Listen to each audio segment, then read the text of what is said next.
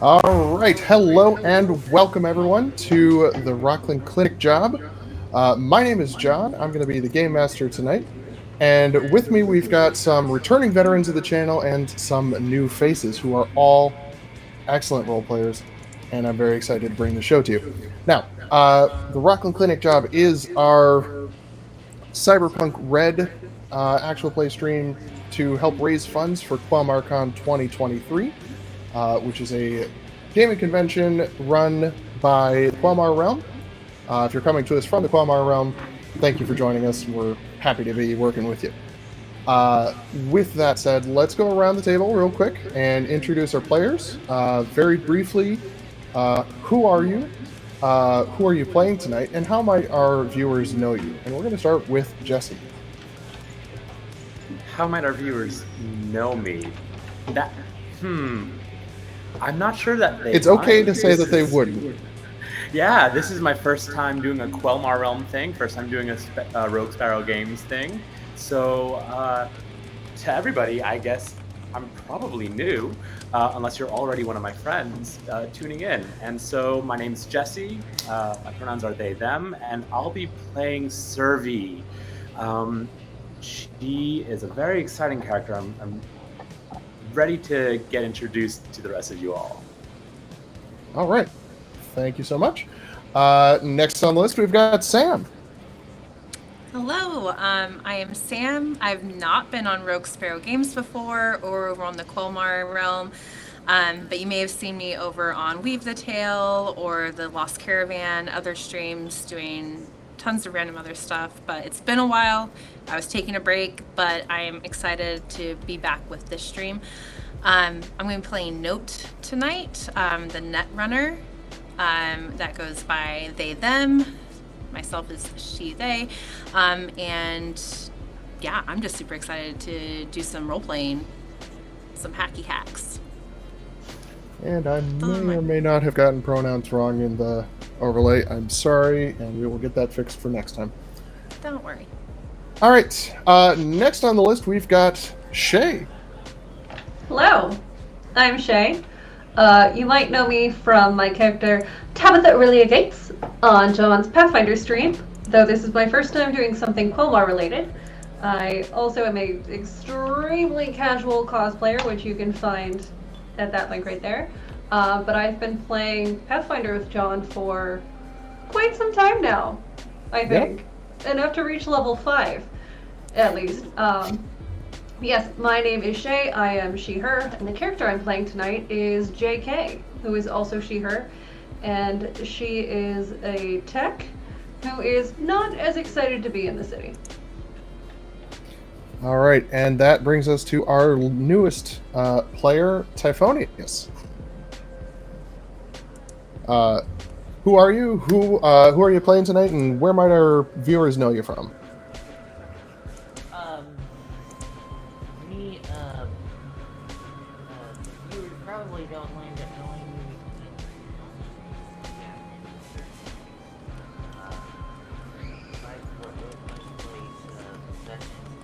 So I'm probably the newest of our group to actual life. But as far as knowing me, the only real place that I'm really active is Twitter. Twitter under Typhonius is my name on there.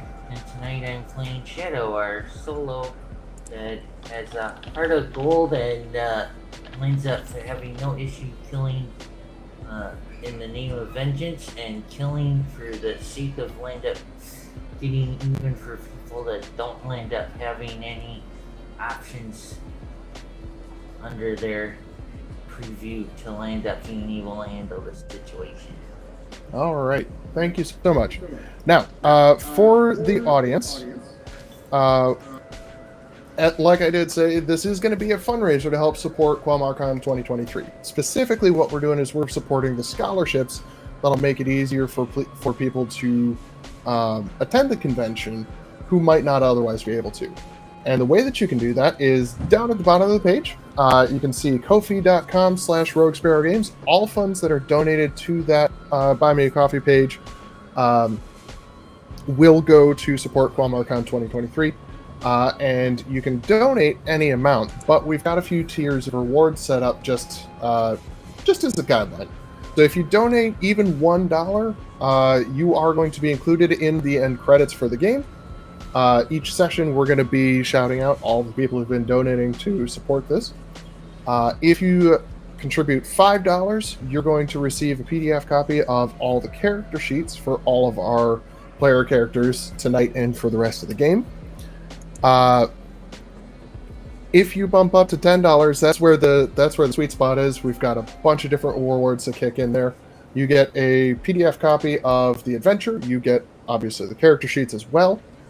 You have the opportunity to design an NPC that will appear in a future episode of the Rocklin Clinic Job. And you have the opportunity for a one-on-one character creation session with me. It could be for Cyberpunk. It could be for Pathfinder, D&D, any system within reason. I have experience with a wide variety, not everything, but I'm more than happy to broaden my horizons so that we can work on something that you would be interested in. But if you want to go above and beyond, we do also have a $50 tier, where if you contribute $50 to the Ko-fi and help support QualmarCon that way, you will have the opportunity to appear as an NPC right over there in the top right corner as a cast member in one of the future episodes of the Rocklin Clinic Job. Oh, now, that's exciting. That is exciting. Now, there is a limit on that. Obviously, if you contribute $50 in the last episode, we're not going to be able to get you in. So, if that's something that you're going to be interested in, sooner is better. Now, with all that out of the way, we're here to play some Cyberpunk. Now, we find ourselves in Night City, which in some ways is a city like any other. It has,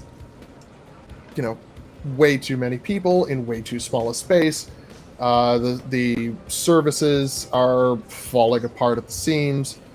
There's corruption. There's divisions between the poor and the rich, the strong and the weak. All of this is familiar to, unfortunately, everybody living in our modern world. The divides are deeper, though. The intervening years between our world and the world of Cyberpunk have not been kind. There's been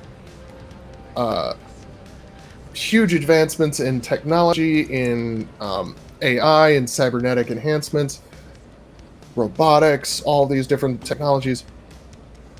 But that has only benefited a very select few, for the most part.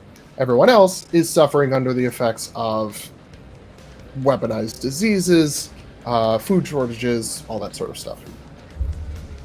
And so you're left with a situation where the only way for people to really get ahead is to be outside the system. Now, if you've played the Cyberpunk video game, our game is set in the year 2045.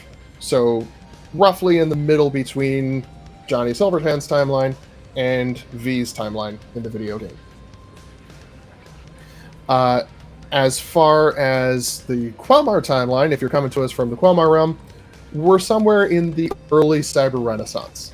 I'm not inclined to nail it down any further than that.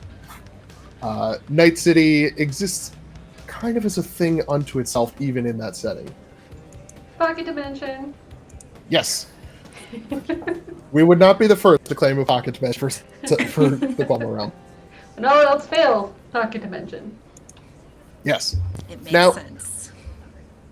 We find ourselves at a nightclub in DC in Night City, NC, called Club Hell, with one L.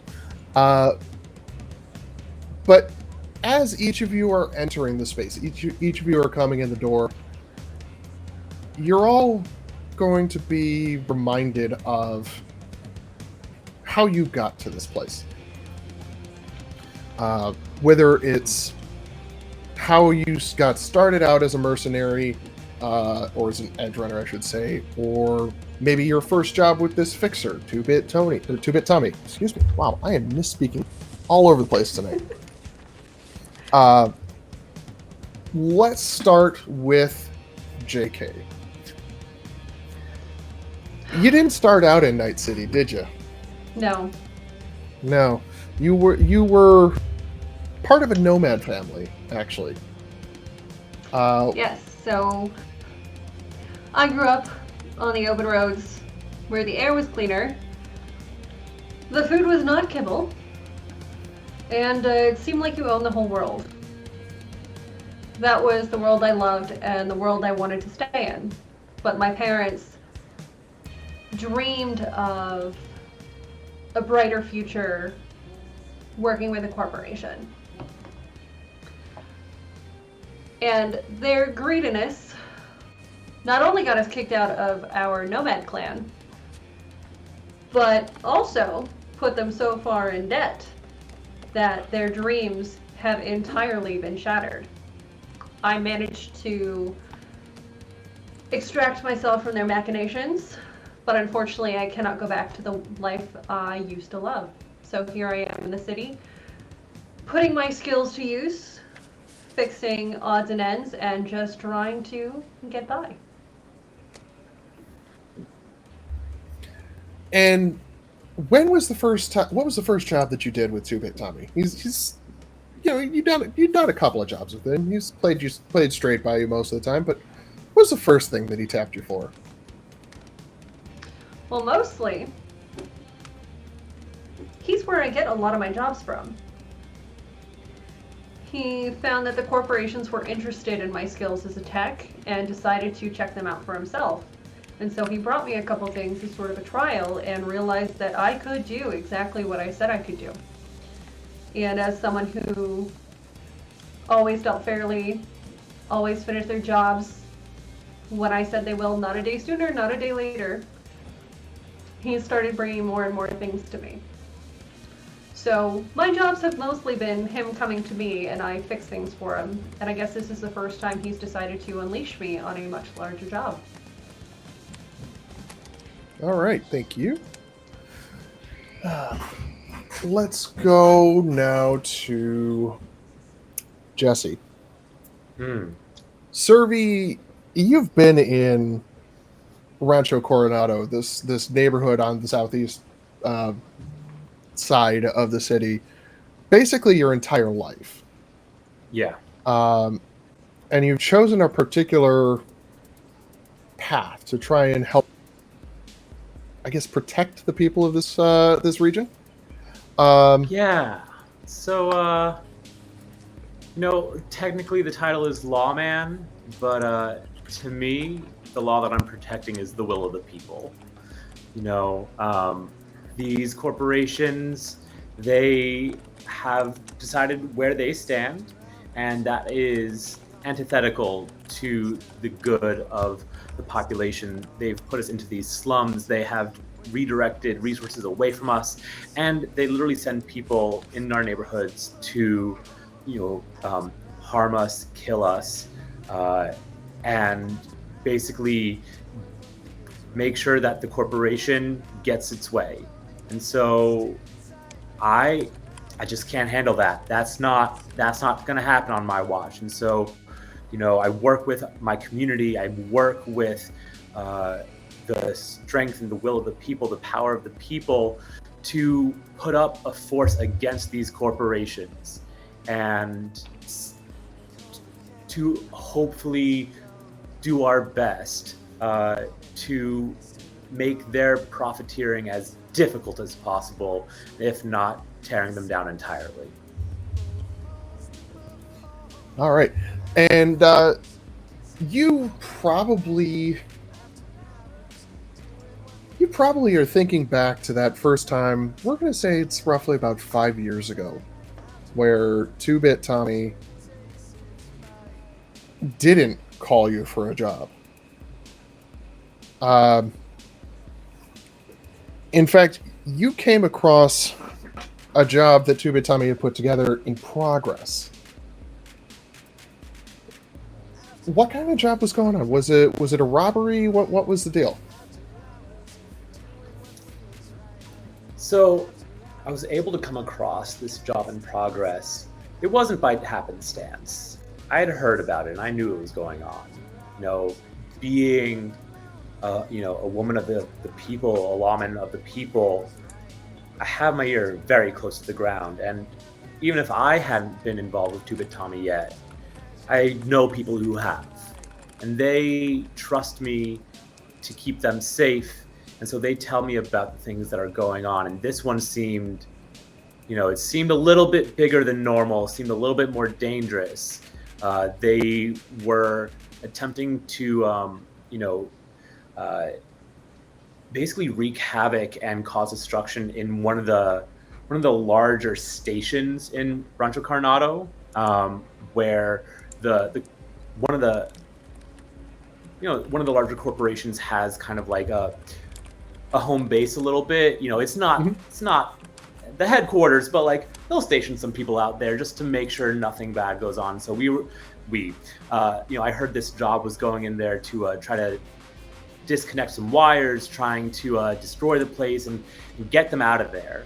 But of course, this is one of their main outposts, and they were going to run into some big trouble. And I knew that in order to properly help protect my people, I personally needed to get involved. All right. So that's going through your mind. And over the last 5 years, Tommy has been smart, and he's been calling you in whenever something's been going down in this part of the city. Ty, does Tommy know you as Shadow, or does he know your name?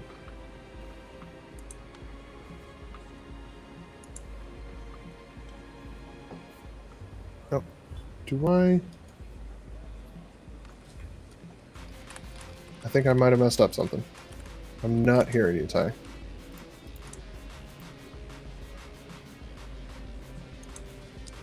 They were having trouble hearing him earlier, too.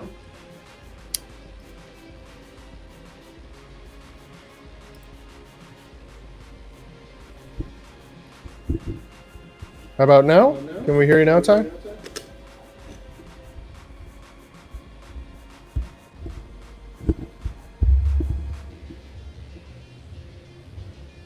Can you hear us, Ty?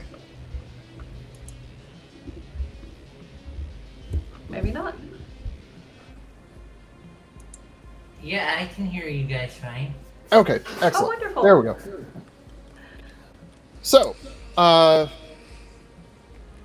so the question doesn't stands. know me. This was an arranged communication that my sister had set up.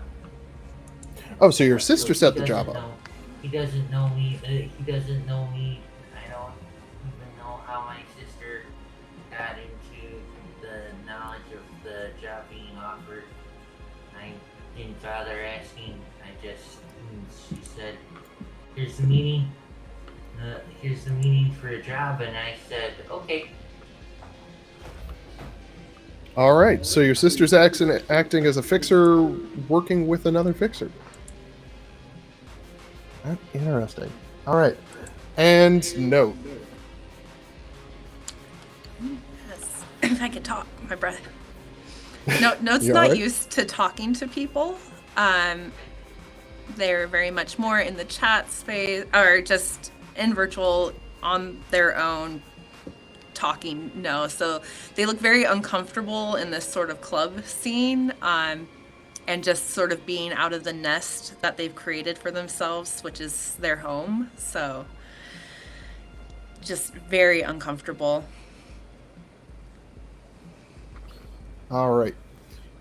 So we find ourselves on a steamy summer night.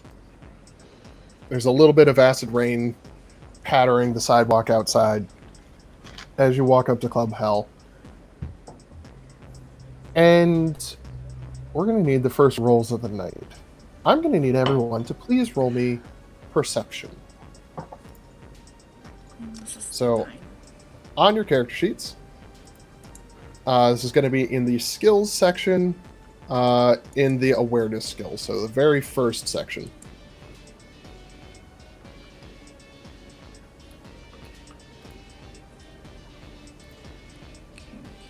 at you. Not too shabby for the first roll of the night. Not bad. Oh, there we go.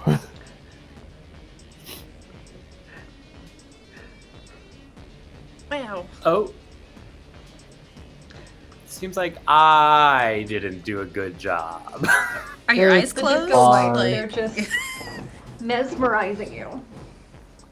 Look, I only have one eye to work with. That is both Servi and Jesse. So we're starting off strong, baby. And Ty, are you going to be able to, or can you roll a perception for us, please? There we go. Ooh, not bad at all. All right. So, Servi, you go to get out of the cab that you took over to Club Hell, and you slip in one of the puddles. You're immediately draw attention to yourself, and you're not able to get a good read on anything else that's going on. However, JK and Shadow, you both roll up to the club, and you notice that there's an AV parked in the empty parking lot across the street, which is unusual for this neighborhood. And there are at least 2 other unmarked sedans with tinted windows and 2 people sitting in the front seats of each car.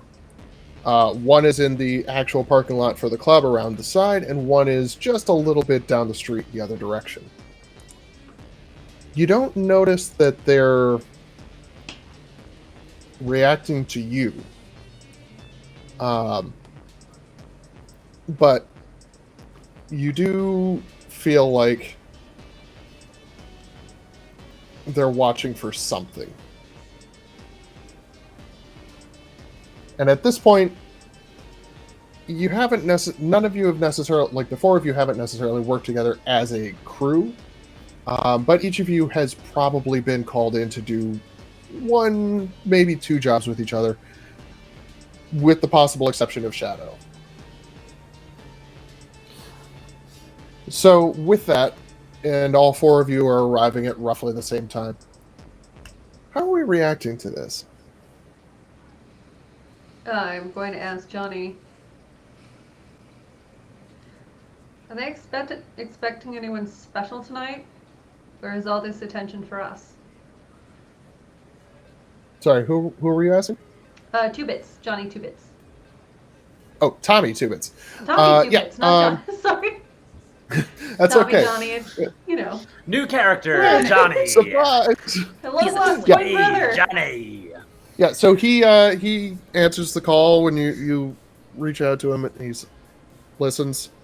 Yeah,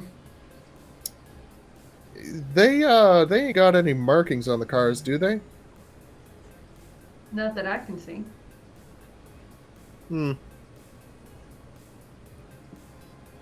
Might be related. It smells like corpse to me. What's the tail number on the AV? Can you get a look at that?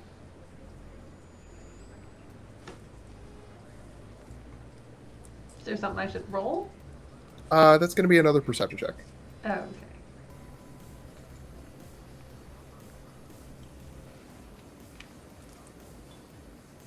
There we go. We're rolling hot. Yeah. You read off the tail number to him. He plugs it into some database. Oh. Oh. It's a rental. Which means we need to talk fast. Come on inside. So he hangs up. Do we all head inside? Yeah, Servi is like brushing herself off as she goes because Yeah. she just had a very embarrassing moment in front of 3-4 new people who we may have done some work before, but like it's not a good look to just like fall flat on your face as you approach the building where you're meeting up. Not especially, no. Yeah. All right. Jackie is gonna like reach into one of her various tech pockets and hand Serby something to wipe themselves off with. What were you saying, Sam? Oh, Note's gonna follow them inside, just sort of glancing at Servy. I mean, you did that on the last job too, didn't you?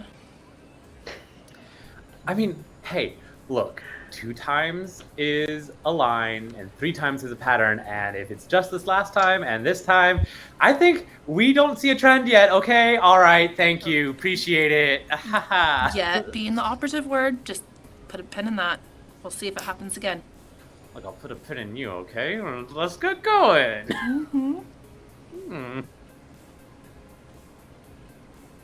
All right. So you get inside, and you see over in a booth on one of the mezzanines, the familiar figure of 2-Bit Tommy wearing his signature white suit and cap. And next to him is a woman, seems to be of South Asian descent, dressed in a very well-cut business suit. She screams corporate to you. Like, everything about her screams corporate executive. Probably mid-level executive looking to go higher up the ladder. But you also notice something else. She looks scared. Now, Tommy waves you over, says, all right. So, we got here a fantastic crew. I got every bit of faith in all 4 of you. This is our client. Her name's Soraya Panakar. And she's brought us a little bit of an interesting job. Simple enough, but there is, there's a corporation involved. So it needs your special touch. But, gotta tell you, the money's right. So you all in? She's got Eddie's, and I'm in. This is a corporate job. How come the corporate's not taking care of it on its own? Soraya sets her agent down, and it's like the brand new high-end model from Militech. She sets her agent down on the table, and a little holo display comes up from the screen, and it shows a brief newsreel. And I don't have a good way to show it to you in-game, but we're going to cut over on the stream and show you the newsreel there. Augments has announced plans for a clinical trial of a new implementation procedure in children and adolescents. CEO Jacinda Hidalgo said at a press conference, quote, "The new procedure promises to reduce the rejection rate of these implants by over 60% compared to the industry standard. Rocklin Augments continues to be the frontrunner in cutting-edge cybernetic devices." End quote. The trial is expected to begin next month, and in a surprising departure for the famously secret corporation, be administered at the St. Marco Community Clinic in Rancho Coronado.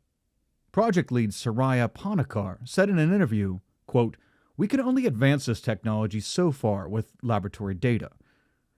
To advance beyond our current limitations, we need real-world trial data with the kind of variability that can only be found in an implied setting like this. And of course, the St. Marco Clinic has a sterling reputation already. We're proud to partner with their team on this project." End quote. Neither Hidalgo nor Panakar chose to comment on whether the implant procedures would be available to the general public after the conclusion of the clinical trial. But technical consultant Brianna Chanel commented that, quote, "It is highly likely this procedure will be extremely expensive in the short term, and that may limit its availability." End quote. Back to you, Diane.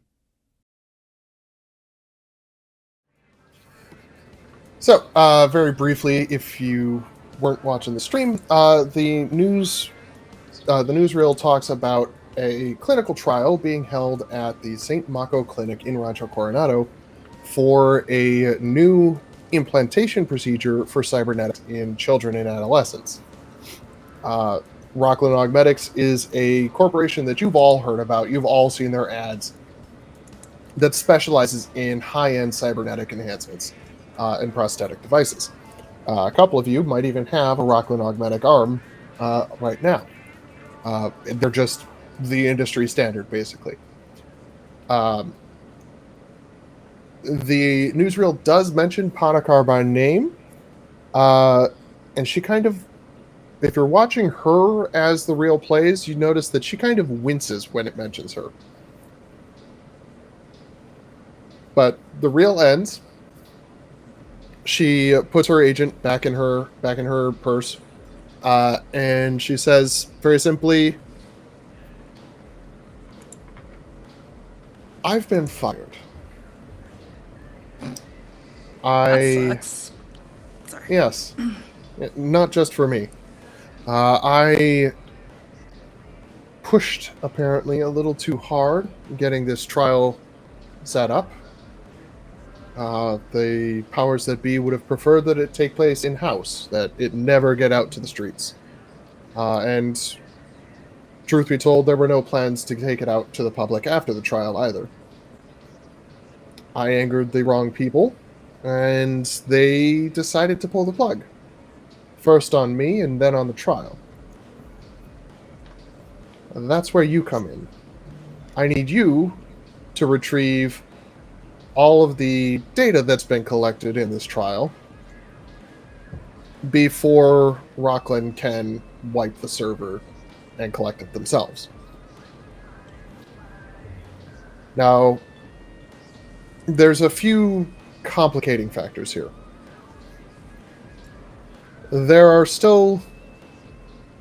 it's standard procedure for Rocklin to place let's say a mole on the staff of any clinical trials that are taking place off-site. And I have every reason to believe that was the case for this trial as well. I don't know who the mole is, and they're not likely to identify themselves, so simply asking for the trial data is as likely to backfire as it is to succeed. The next problem is time. I was let go this afternoon, which means that the Rocklin security team will probably be mobilizing, it'll almost certainly be mobilizing by the end of the week. I would expect they're going to take at least a day to mobilize for any sort of sizable operation like this, so you've probably got a minimum of 24 hours, but no more than 3 days. And finally, the server that they're storing the trial data on is a specially air-gapped server that is not hooked up to the clinic's main network. You will have to be inside the clinic to actually retrieve the data. Now, with all that said, I have rather a generous severance package. And while I expect to be, or I'm going to be needing a great portion of that, I don't feel like 1,000 eddies apiece for one simple smash and grab would be out of line. Do any of you have any questions? How big did you say your severance package was?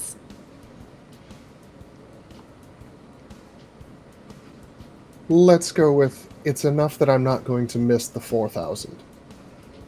Excuse me. Sorry, Tommy. 5,000. Well, if you're not going to miss it, then I think you should probably raise that amount just a bit. Just you called in for the best, and clearly this is important to you. And if this corporation's doing a smash and grab, then... With respect, I called in...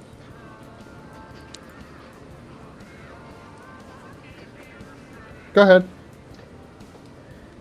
If we happen to be doing our smash and grab No, at the same you- time, you the called in- corporation's going to be coming through and doing the burn it all down procedure, that makes our job a lot more dangerous with corporate lackeys on our tail.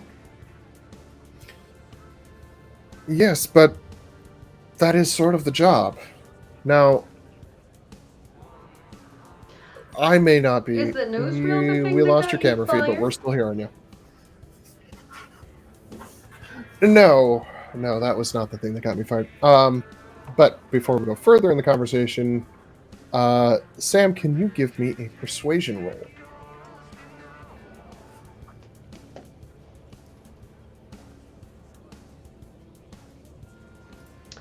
I am not sure if Sam can hear us.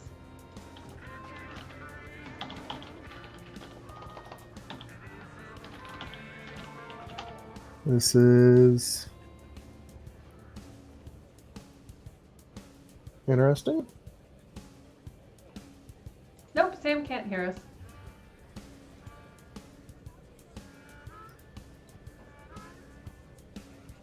They're hacking us already.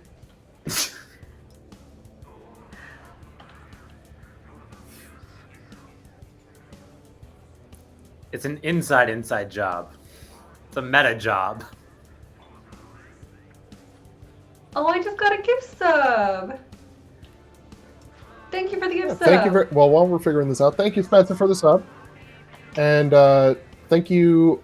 Who was it before? It was Dux. Thank you, Dux, for the donation to the fundraiser.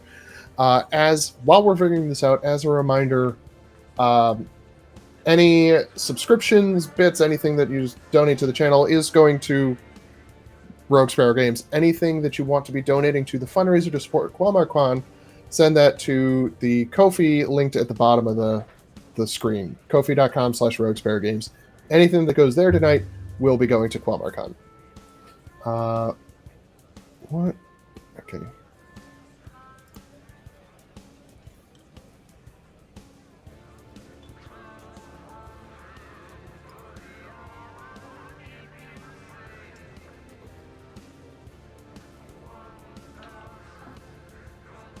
In the meantime, while we figure this Wait, out, Sam, I'm showing that you.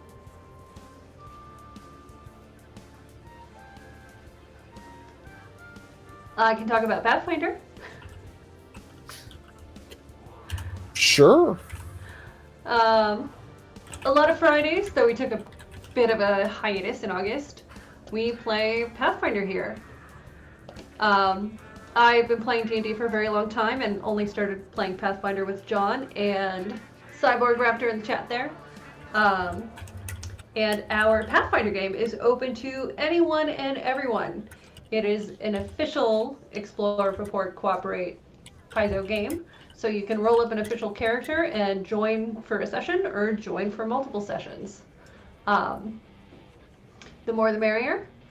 And I think we run with max of 5 people, minimum of 3 people, but that's most Fridays here on this channel. So if you love the more fantasy side of things, join us. We have video from Sam again. Do we have audio? I would hope so. Yes, we can hear you. Cool. Yeah, just went on a bit of a brain dance there. Don't worry. Yeah, I got nothing. All right, so where the hell were we? Oh yeah, Persuasion Sam. roll. I need you to give me a persuasion roll, please, because you were trying to convince Soraya to give you a higher than normal fee. Yes. Only I was actually good at talking to people. Well, I still haven't agreed to this mission yet. You haven't. Haven't. Because as far as I see, yeah, sure, there's money. Hold on one moment, Jesse. Yeah. So note just gives just this blatant request for more money, and Soraya looks at you very simply and says, "I'm given to understand that 1,000 eddies is already double your normal rate." I don't think that you're worth triple. Yeah. 1,000's fine. Yeah. Survey, was it, Miss Allenteal? Yeah. 1,000 eddies. That's a lot. Not gonna lie, right? It's good I'm amount. glad you're not. It's a good amount. Perhaps in another life we could have negotiated different way, but neither here nor there. We're at 1,000. But what I still don't have is a reason why I should do this. Okay, so there's some data. You want some data. The corp wants it eliminated. Why do we want the data? Why is it important? How does it impact us?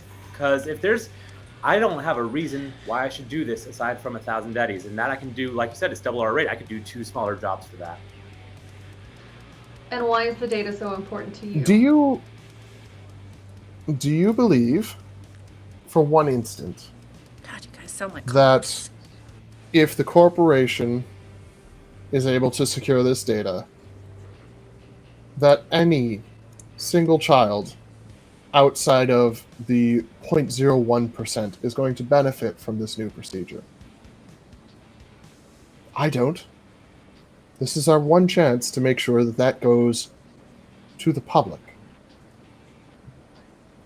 So that, like, I cannot possibly overstate how much better this is going to make it for children who are getting prosthetic limbs implanted, who are having hearing devices implanted, cybernetic eyes for children who are born blind.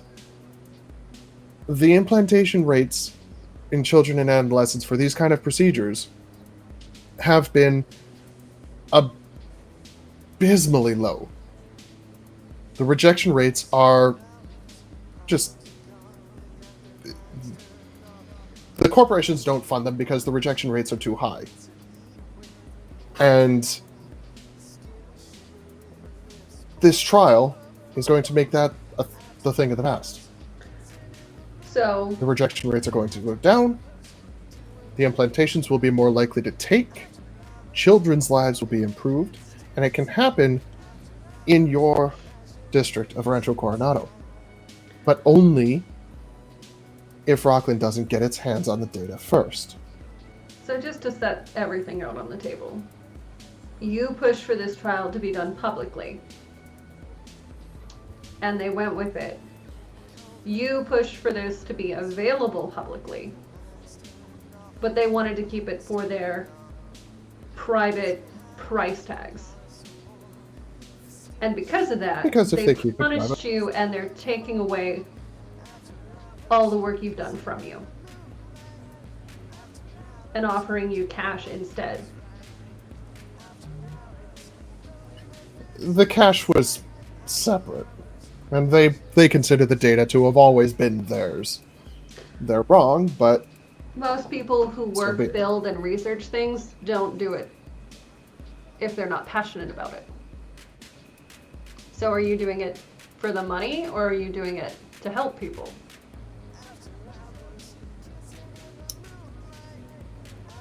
does it have to be one or the other? Both is This nice. is nice. This is nice city. I do admire that you're putting yourself at risk even trying for this data instead of just taking your severance and walking away. There's a certain amount of respect in that. I'm in.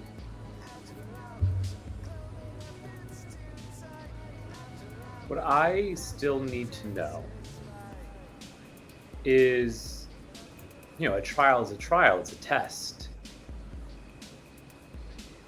Is this data the full final results? Like, does it say definitively if this procedure is allowed, the rejection rates will go down? Or is it just the beginning of a trial that we still don't know if this is even going to pan out in our favor?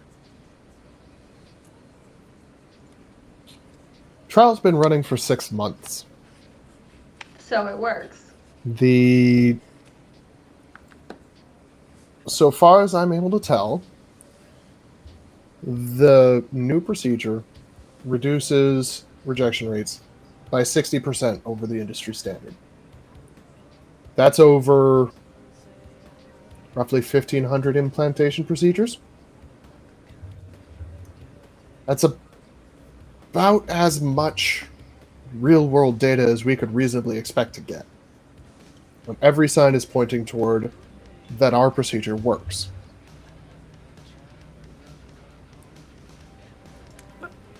Miss Ponakar, right? Ponakar, Soraya? Yes. One sec. Do you care if I talk to my friends here? I think I need to refresh my drink anyways. Please. Perfect. And she walks over to the bar. JK's Survey. We worked together before, right? Mm-hmm. Yeah. Why are you guys questioning the Eddies? Just, it's a job. It's 1,000. We should just take it. Yeah, we're no strangers to taking jobs. This one actually seems to have a slightly good cause.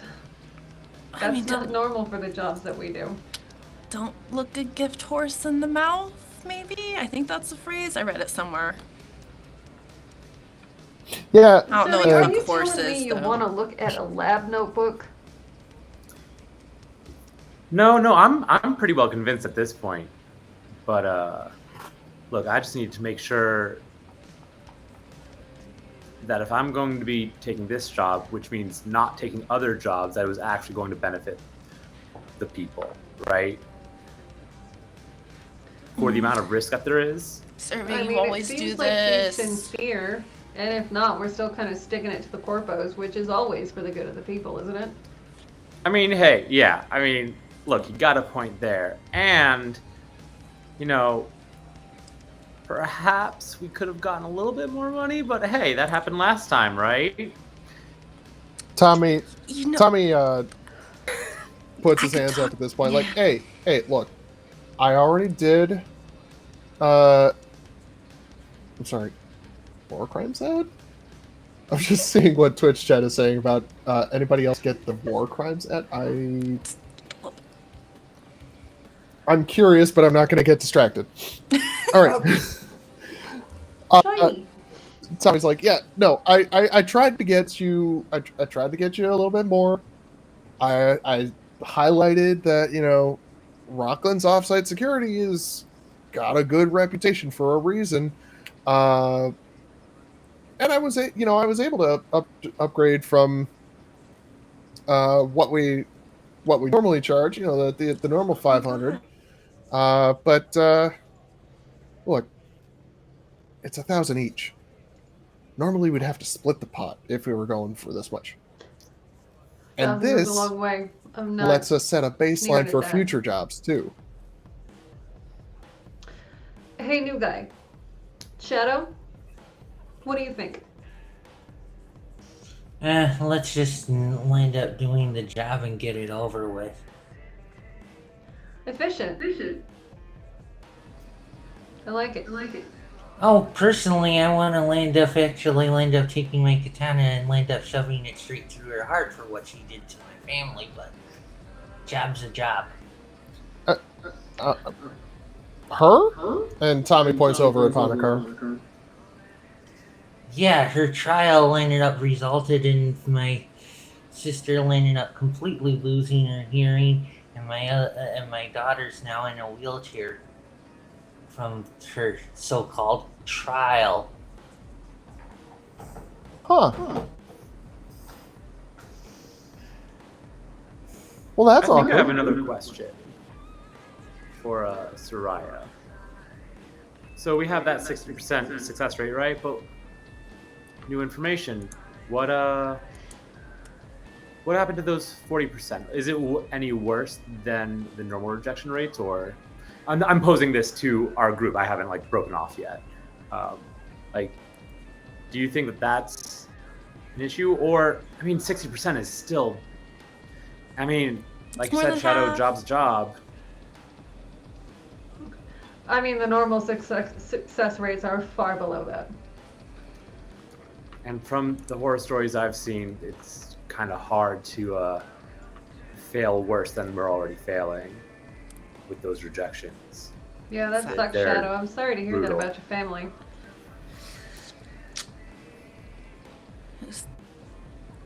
Besides, I mean, it's either they're out there getting radiation sick. It's just the way of the world. All right, Man. screw it. I'm in. I'm in. Oh, fuck. Yes.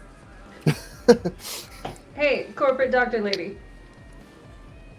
Do you think if we get this data for you, you can help out Shadow Yes. and his family? I would need to know their proper names, but yes, I think that can be arranged. Just I'm sure their case files will be in whatever we end up getting. one would hope. I don't know how stringent they've been about anonymizing the trial data. I mean, anything that's anonymized can be de-encrypted. My sister has already acquired the data from the trial group that they were in, so that's already been secured.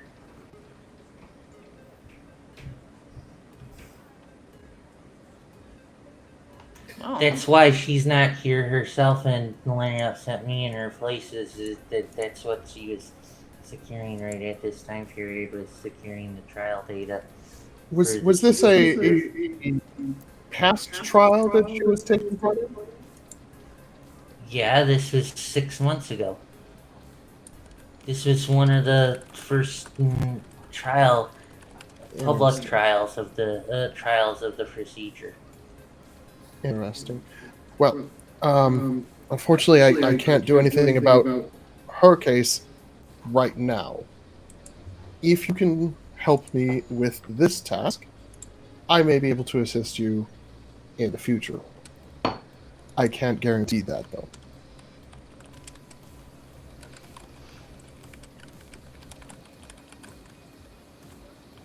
So it sounds like we're doing this. Sounds like we're doing this.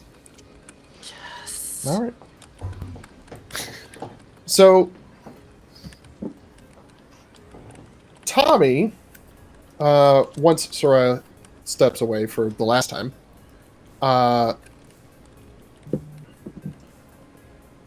leans in and he says, "Look, this is bigger than anything that we've done, or that I've done with any of you up to this point. This can make our name. All of us. It's not going to set us up forever, but this could be the stepping stone to bigger jobs. So we need to make sure this goes down right. I need you to make sure that you've actually got reconnaissance of the site, once you know what the risks are going in, and when you pull this down, that it works. Don't let this blow back on us. We good with that?" Yeah. I mean, a job's a job. We do our best and hope it doesn't go south.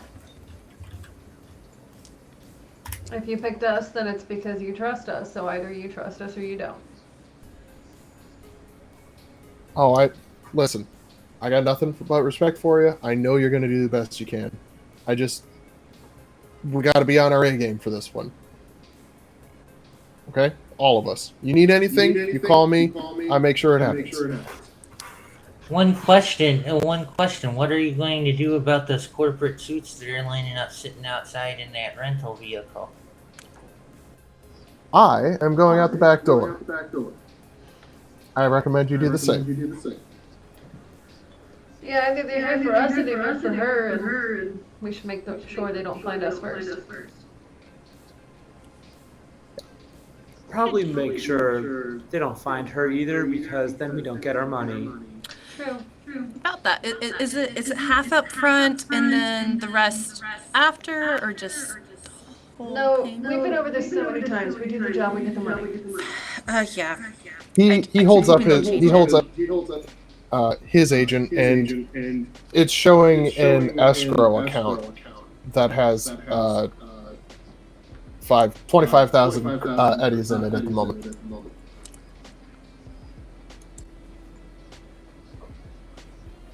Yay. The money's good. Just not ours. We just got to earn it. I'm excited. Let's go. All right. So we've been going for an hour now. And then we're going to be transitioning to a new scene. So we're going to go ahead and take a short 5-minute break. When we come back, we're going to be jumping into the reconnaissance of the St. Mako Clinic. Thank you so much for joining us right now, everyone. We'll be back in 5 minutes.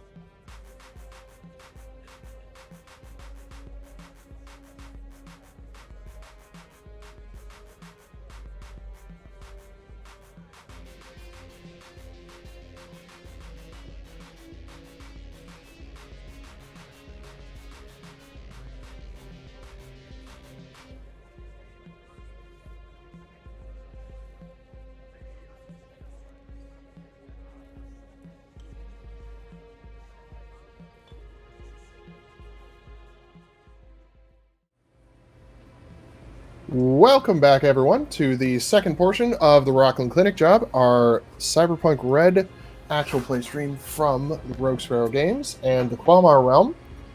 This is a fundraiser game to support Quelmar Con 2023.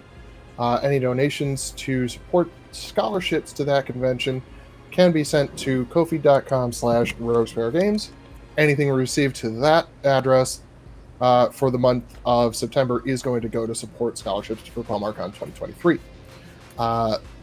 If you have any questions about rewards for any of that, there's going to be a reel at the bottom of the screen, as well as more information at Kofi.com.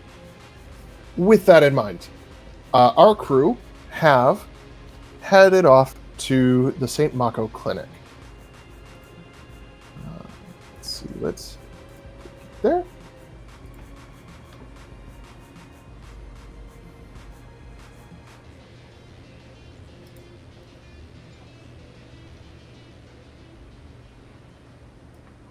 Whoa, is this in 3D?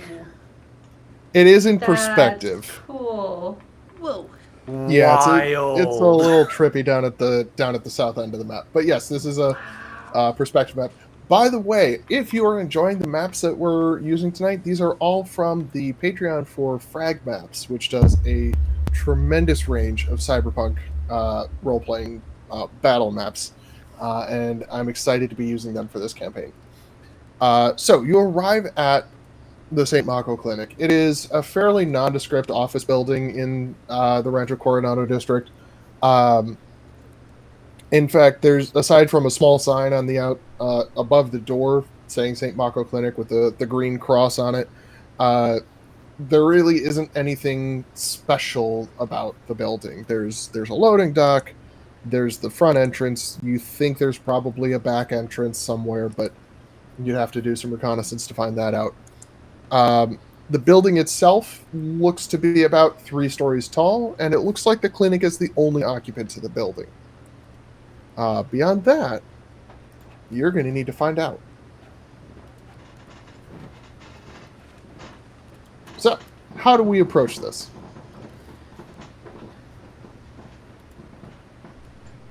Ooh. We're outside the building right now, right? Correct. I don't have a good map for the outside of the building, but yeah, you are outside right now. I think as soon as they get close to the building, Note is going to what's it called? Do a scan. Okay. And they are looking if there are any access points. Let me go over to my interface. Sally.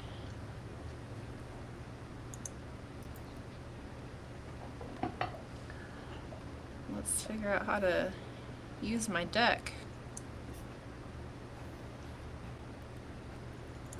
Now, for those of you who are watching along at home, if you've played Cyberpunk before, congratulations, you have more experience with the system than we do. So, bear with us. We're going to try and do things as correctly as we can. We're going to try to do them as fairly as we can.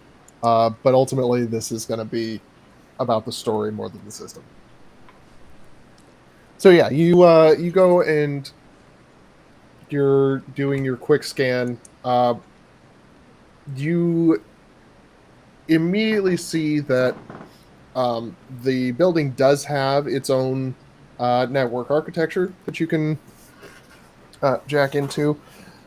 The access point to that is the most public access point to that is probably somewhere in the lobby. But where in the lobby is right now? Yeah. Well, there's a public data terminal outside, but from what you're able to tell, there is only a single very thin pipeline between the building's network and the public data term, and that is heavily secured. So we can't hack in from the outside then? I mean, I can give it a go, but might be easier if we were on the inside. Might as well see if we can get in. Can we scout around the building? see any possible side entrances. Yeah, I think Yeah. this time Servi would like to very carefully do a perception check, hopefully. And Yeah. not fall on Go her ahead face. and roll your perception check. When you say you're walking around the building, what kind of stuff are you looking for? Side entrances, back ways, things that might not seem like obvious entrances. Generally scoping out points of entry is what I'm trying to do. Okay. Yep. I'm Go ahead and also roll it. looking for points of exit. So something that maybe we could jump from that we couldn't necessarily easily access to get in. Just, trying to think through the, beginning and end of the heist. All right. So, JK, as you're walking around the building, there is obviously the main entrance, which opens up into this public lobby, which it doesn't look like there's anything other than this public lobby on the first floor. Or there might be a couple of small hallways and closets in the backspace, but generally speaking, the entire first floor is taken up by this atrium and the elevator lobby. As you go around the building, you do see that there, like I said, there is that one loading dock.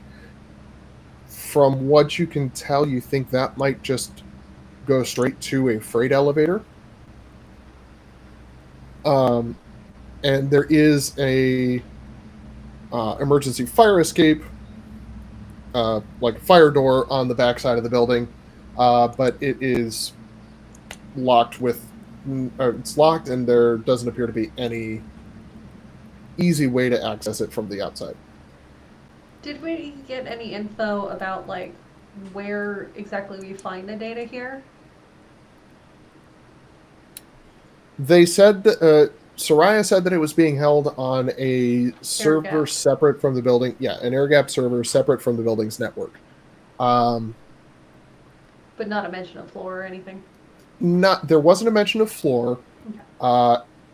If anyone, steps into the lobby, which it's a public clinic, you can step in, pretend to be a patient or whatever if you need to do that. And there is a floor directory that does say that basically it lists all the public-facing doctors' offices are on the second floor. And then there's something about building services on the third floor. And that's kind of the only listing that's up there. So it would make sense to you for the server to be up on the third floor. Okay. Did you say that the loading dock was locked currently? Yes, it is currently closed and locked. Is there some sort of external, like keypad or any sort of tech that's out here that Note is able to see? Like do they have a way to unlock it from the outside? Go ahead and roll me. I believe it's basic tech is the skill. I also have security tech. Yeah, go ahead and roll that. And while you're doing that, Servi, you were specifically looking for points of egress as well. There are office windows around the second floor. You don't notice anything along those lines from the upper floor, the third floor. Oh, well, that's interesting. Yeah. That's also noteworthy that, why wouldn't there be any windows on the third floor? Huh. Don't know. Uh-huh. Note. It's an office building. Corporate espionage. Yeah. Note, you would recognize there's a built-up ring around the garage door style loading dock door. And you would recognize that built-up ring is designed to read a transponder on the back of a truck and latch onto the sides of the truck, basically. So that there is effectively a security seal between the truck interior and the loading dock. And the door does not open unless that seal is made.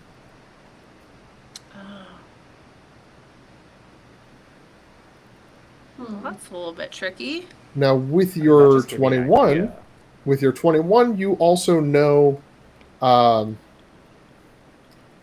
it's not super hard to spoof one of those transponders if you can get a truck to do it. Well, All right, guys, looks like we're boosting a car. oh man, Jake, this is like Do that we- one meeting we did where we took that truck. You remember? Well, Yeah, I so- remember so- learning so that you here's- can't drive to save your life. That's what I remember learning. You can hack in, but the actual mechanics, you're good with software, not hardware, let's just say, right? You know, I've passed all the old school racing games on my pad, and I thought that it would transfer over, No. but Now, There's one thing Servi, those racing games don't do is teach you the weight and shifting of a car. When you hit the brakes, the car doesn't just stop. Also, There's have so you many noticed how the physics doesn't work in those games? It's real loosey-goosey. now, Servi, you weren't you didn't go into the lobby itself proper. So you're kind of having this conversation as you're all together reviewing the footage from your various reconnaissance passes. And you're mid-sentence when you notice a name on the floor listings. And you're looking down, it says, Dr. Patterson, oncology, Dr. Wright, pediatrics, Dr. Johnson, surgery, head of security, O'Bannon.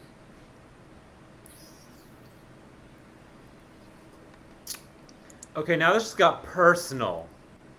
I'm glad we're doing it for the money. Glad we're doing it for a community, but now this is real personal.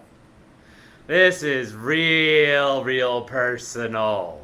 You also gonna stab someone through with a katana? No, probably not. I think that would Aw. take too long. Very messy. but exciting. Like, why would I use a katana when a pistol works just as well?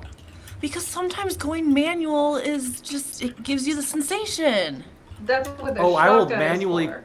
I will manually cock that gun and put it right to the back of her head. See, It's if fine. you have a shotgun, you get the physical sensation without needing to get close.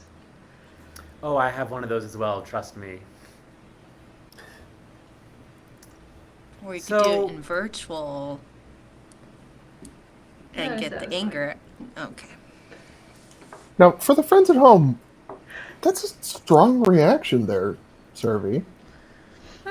Yeah, that sure is a strong reaction, isn't Yeah, it? what you got on this person anyway?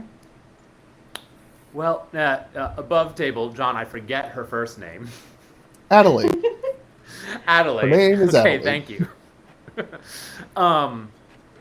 Well, this is Adelaide O'Bannon. Let me tell you what. Sounds a little bit dramatic, but Story we were, in fact, childhood best friends. Did a lot of our training together. Except, you'll notice that she's head of security here. And I'm, you can call me head of security for my community.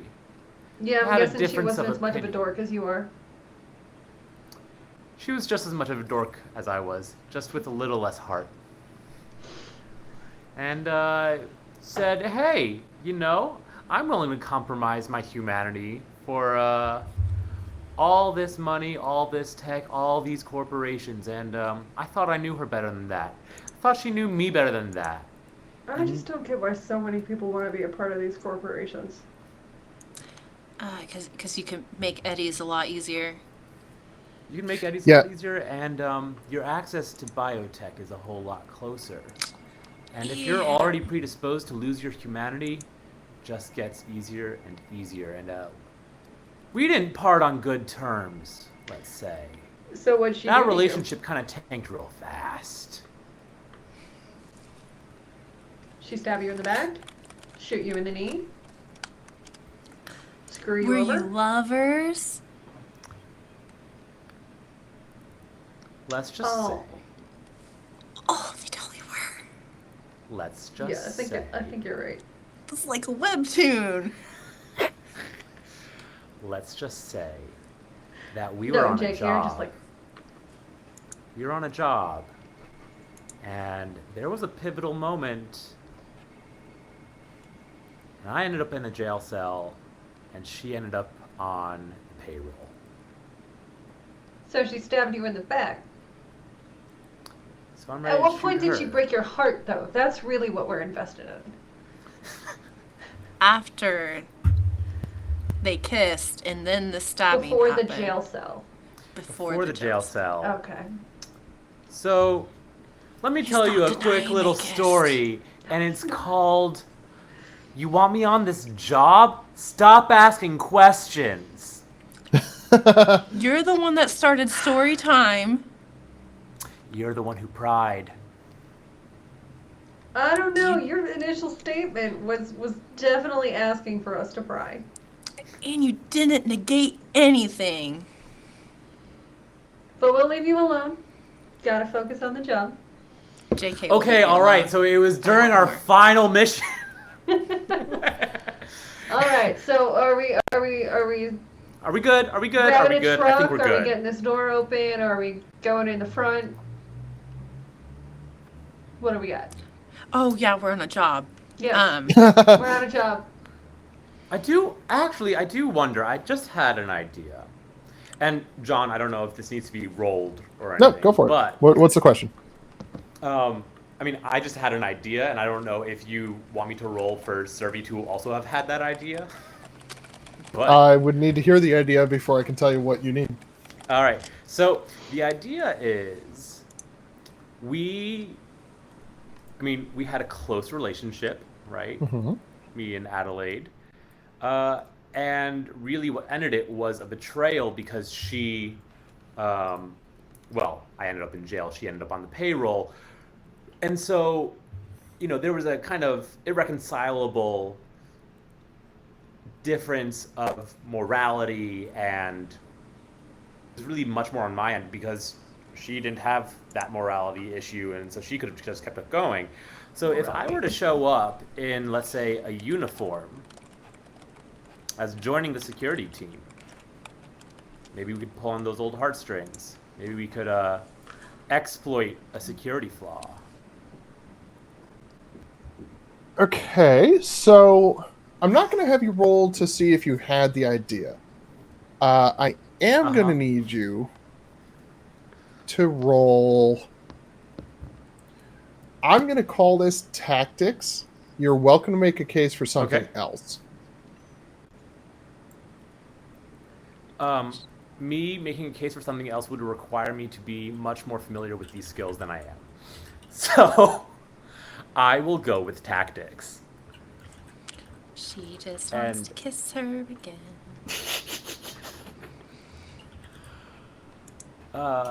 Where is tactics? In tech? Nope. I believe Oh, that there it is is. a Got it. technique. Education skills. Or just stab her in the back as much as she stabbed her. Oh, it's so good. Hey, that's not terrible. Kind of. Yeah. Not negative. I mean, it's not the one. I'm basically, if it's not a one, I'm set. No, Not so bad. you are reasonably certain that this is, like, she's probably the only security person that is on the clinic's payroll. Everybody else is probably subcontracted from another company. And so if you think that if you can get a uniform from that other company and show up, she probably wouldn't question it too much. Somebody else on that corporation, like somebody else on the security team, might be able to question it because they might have a smaller team and know each other, but she probably wouldn't.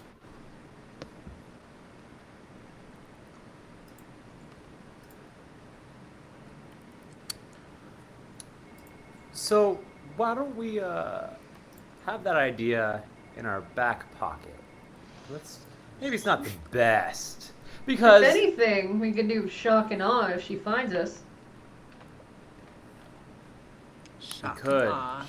I'm sure she wouldn't be expecting me. You can get her all a flutter. If she still has a heart. Can Survey do that? I mean, Survey might have to wipe a little more of that puddle off of themselves first. Hey, Yeah.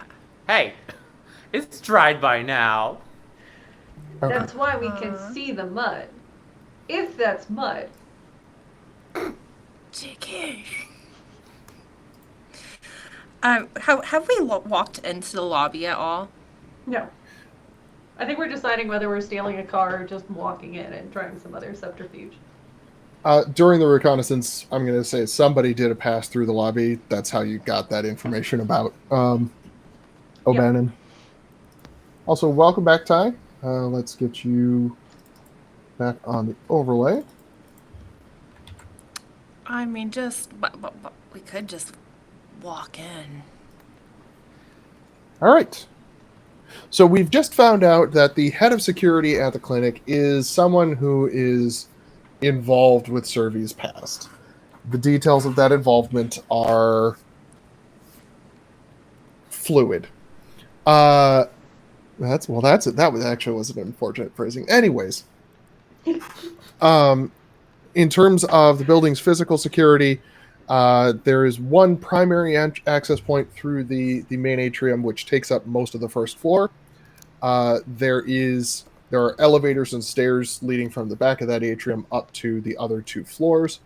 The second floor has windows, and we just lost Sam again. Cool. We're having all kinds of fun tonight. It's the black ice. There we go. We're back. Black ice? Yeah, you haven't looked for that yet, have you?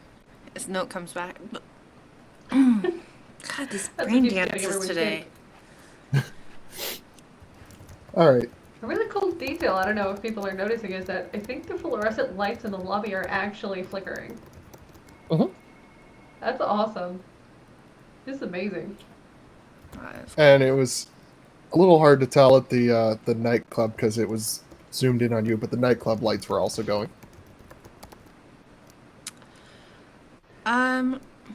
Shway cool. Okay.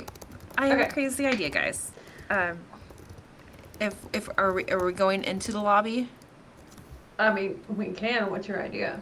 Well, I mean, if I think I saw that there was a public access terminal within the lobby, right, GM? Yeah, there's the public access terminal is outside. That access is Night City's public network.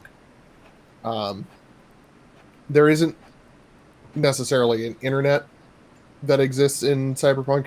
The city has put together a collection of data terminals that provide very basic connectivity and information. It's more equivalent to a phone book than any sort of like public network. Inside the lobby, there is one access port that, like, you believe that if you get close enough to that access port, you'd be able to jack into the building's private network. Right.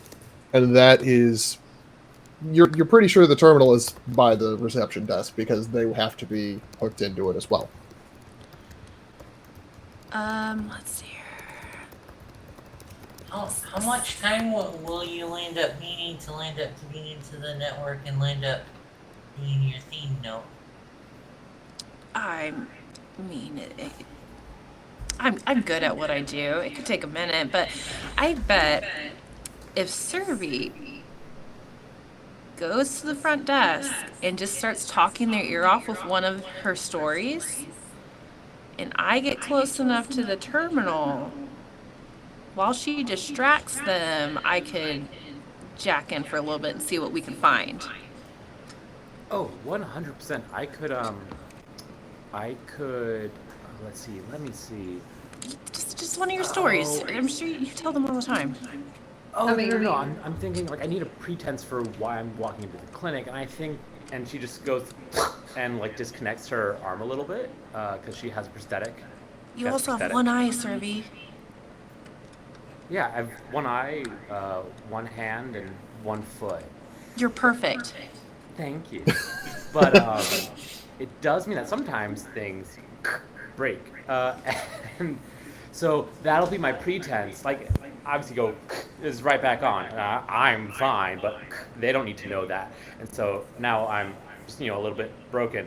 And so... Ooh, you could go in and need to make a fuss about how you got this implant here and how it always pops off and how they need to, Oh, no. I'm not Absolutely here. I'm not fix here to it. cause a fuss. I'm not here to cause a fuss.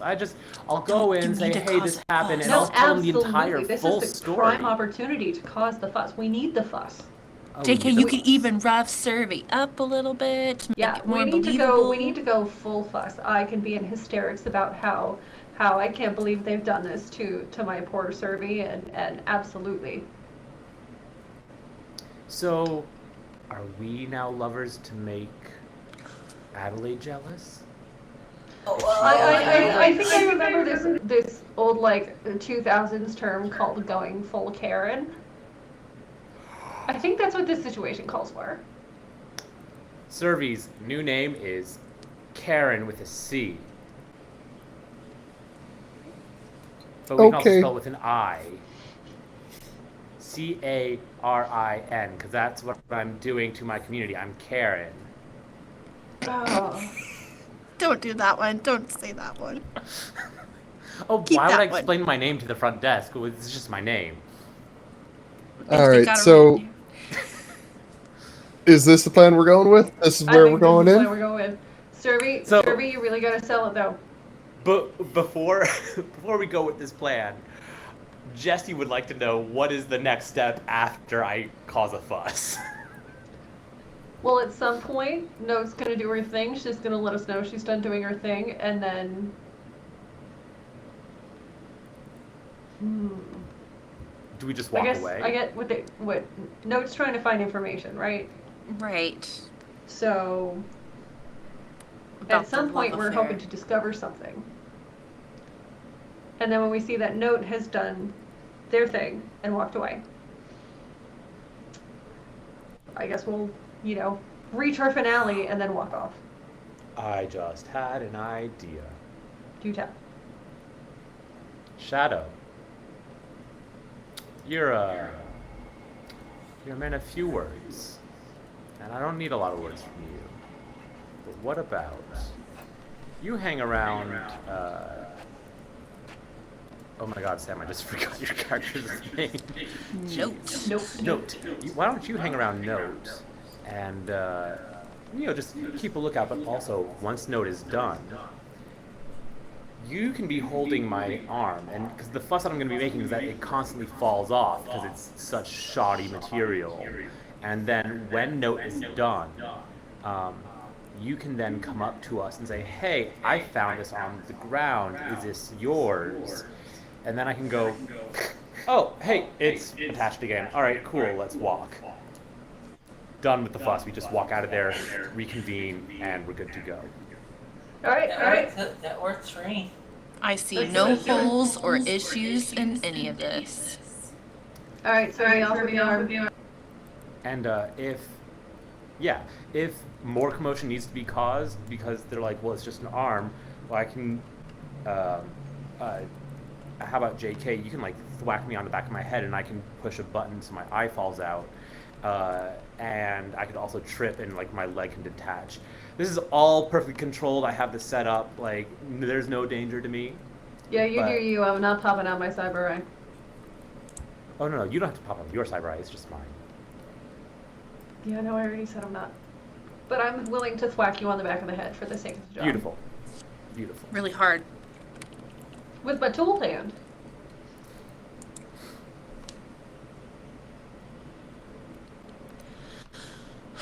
Perfect. I was All getting right. tired of meat space anyways. So, who's going into the lobby first, and how are you doing this?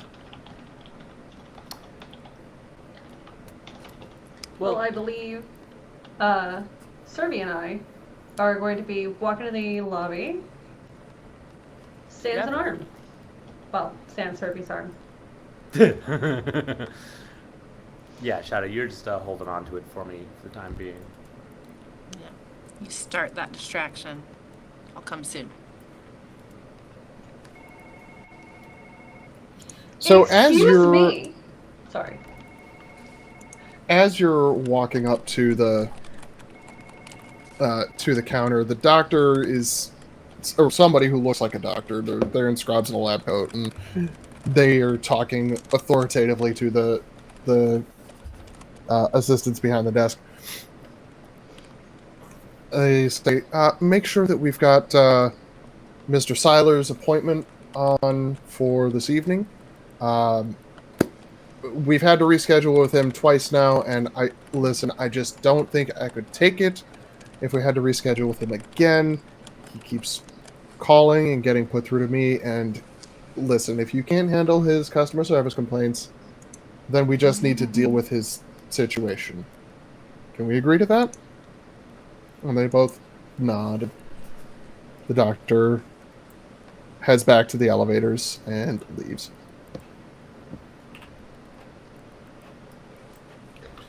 Excuse me. Before we go into what you're saying, though, JK, Mm-hmm. that name sounded familiar to you, didn't it? Oh, it did. I clocked it. It sounded like Grid Seiler Mr. Grid was Seiler. a patient here. Mr. Grid Seiler, what does that name mean to you? Well, like I said, when I first came to the city, my parents were desperate to get into good graces with corporations. So they took jobs from corporations and gave them to me because they knew about my skills and expertise. Except I didn't know that they were from corporations, and the corporations didn't know that it wasn't my parents fixing them. When I found out, I walked away, never to look back. And my parents were left in deep with several contracts that they could no longer fulfill. But this corporation still wanted my expertise. They loved the work that I did, and they wanted to bring me on at any cost. So Grid Seiler was one of their lapdogs who was sent to recruit me. He offered me perks. He tried to wine and dine me. He tried to bring me in any way he could, except he was not successful. So then he started going after my friends. He started threatening people, and at the time, I had a girlfriend named Aurora who was a rocker girl musician, and he tried to romance her away from me with his big corporate swagger and wallet and all this other deals he could make her dreams come true. She laughed in his face, and so then he threatened to end her career. We both laughed in his face, and he walked away with his tail between his legs. He did not win her over, he did not win me over, and apparently got into a bit of flack with the corporation for the fact that he couldn't bring a simple tech on board. And that is Mr. Seiler, Mr. Grid Seiler. And if he recognized you at this clinic, how do you think he'd react? He'd probably be wondering what I was doing in a corporate clinic. Does he work for Rocklin? High or low? Hi. Yes, he does.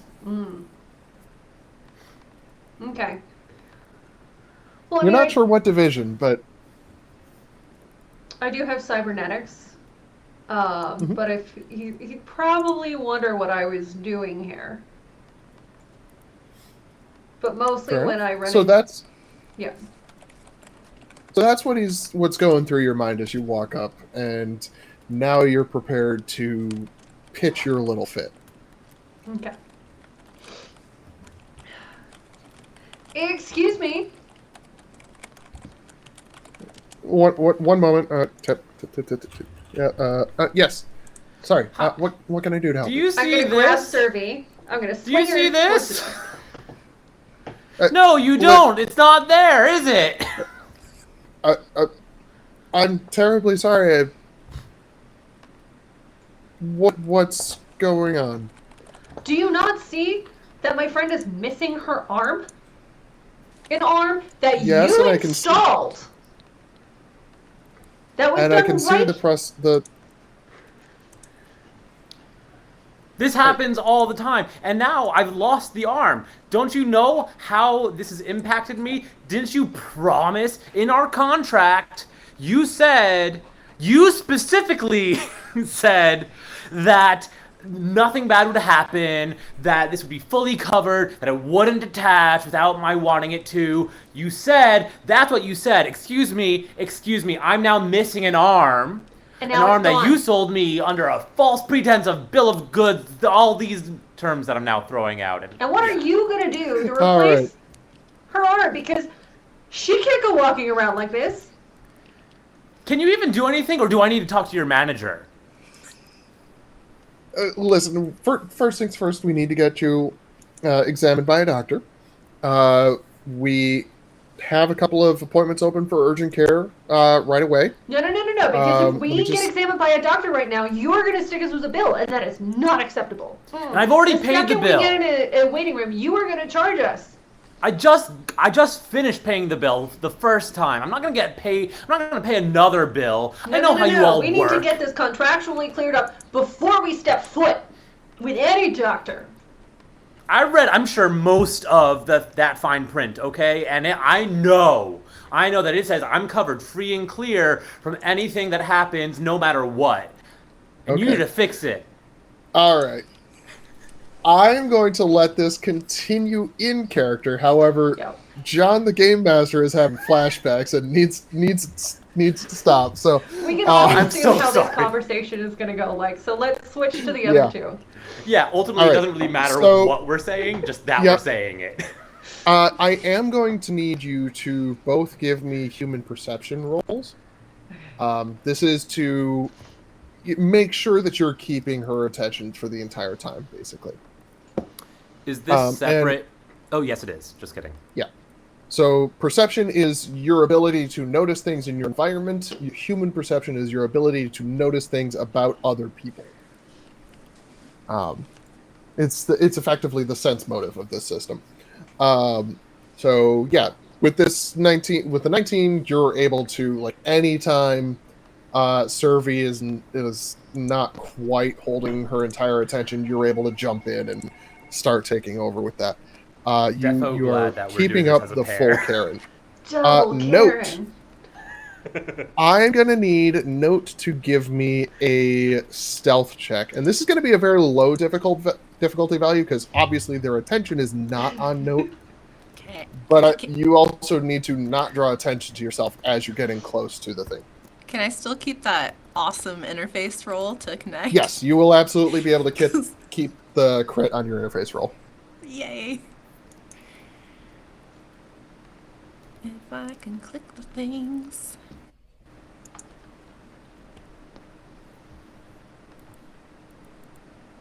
Sorry if I just double clicked. Yep. Oh, there we go. Confirm.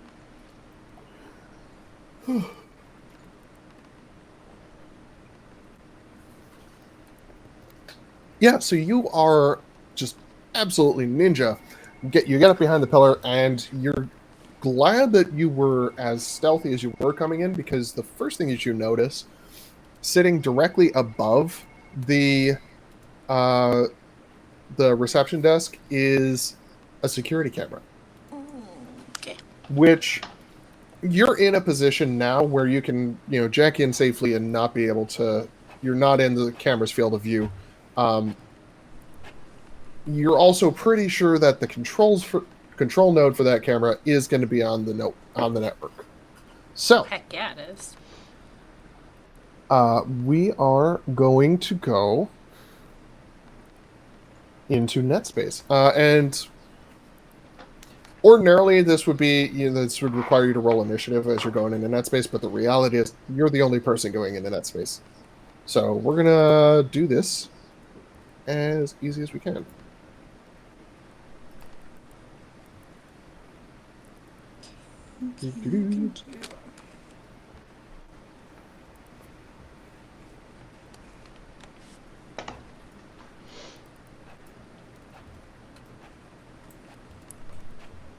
All right.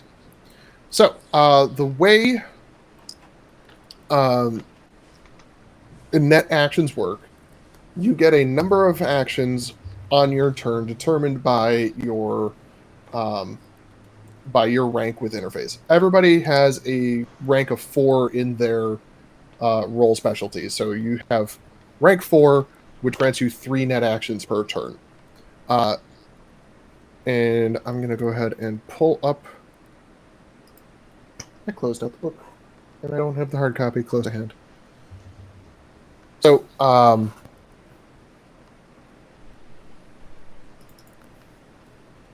that's the Jumpstart book. Got too many windows open.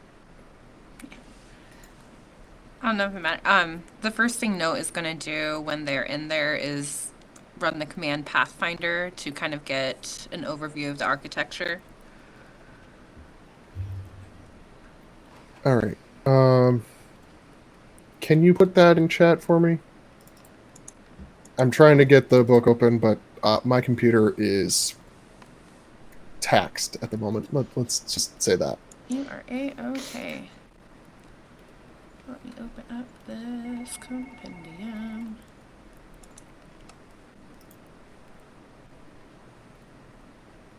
Programs. Yeah, so essentially, like, Note is just gonna very casually lean against the wall. They're able, since they're so close, not to have to like physically jack in, because they're within that 6 meters. I'm guessing like Shadow sort of positions themselves as well so that they're able to stay out of line of sight of that camera. As her eyes just sort of glass over and she's like seeing the overlay of the net as I'm trying to find the Pathfinder ability.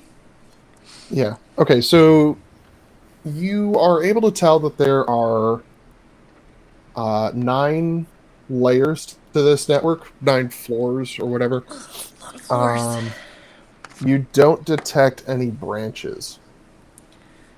Excellent. Are they able to detect any sort of black ice? Any demons in here? Okay. You detect. I believe. Yeah, you've got 2 demons and lots of black ice. Perfect. That's a lot of demons. Yeah. No, is a little bit nervous at that. I believe we'll go over there. Do they know what floors the demons are on? Let's see. The first demon is on floor 3. The second demon is on floor 7. Cool. 3, 4, 7.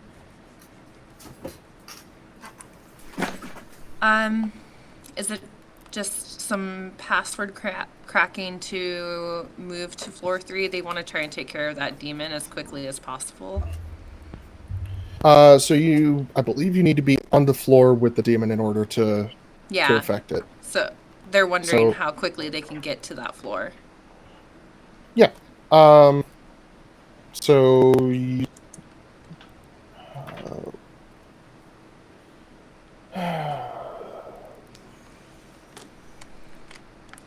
Trying to figure out what obstacles on this floor. I spent a good portion of my afternoon rereading reading through the net running stuff, and it has immediately escaped my mind, all of it. All right. I'm on the correct section. All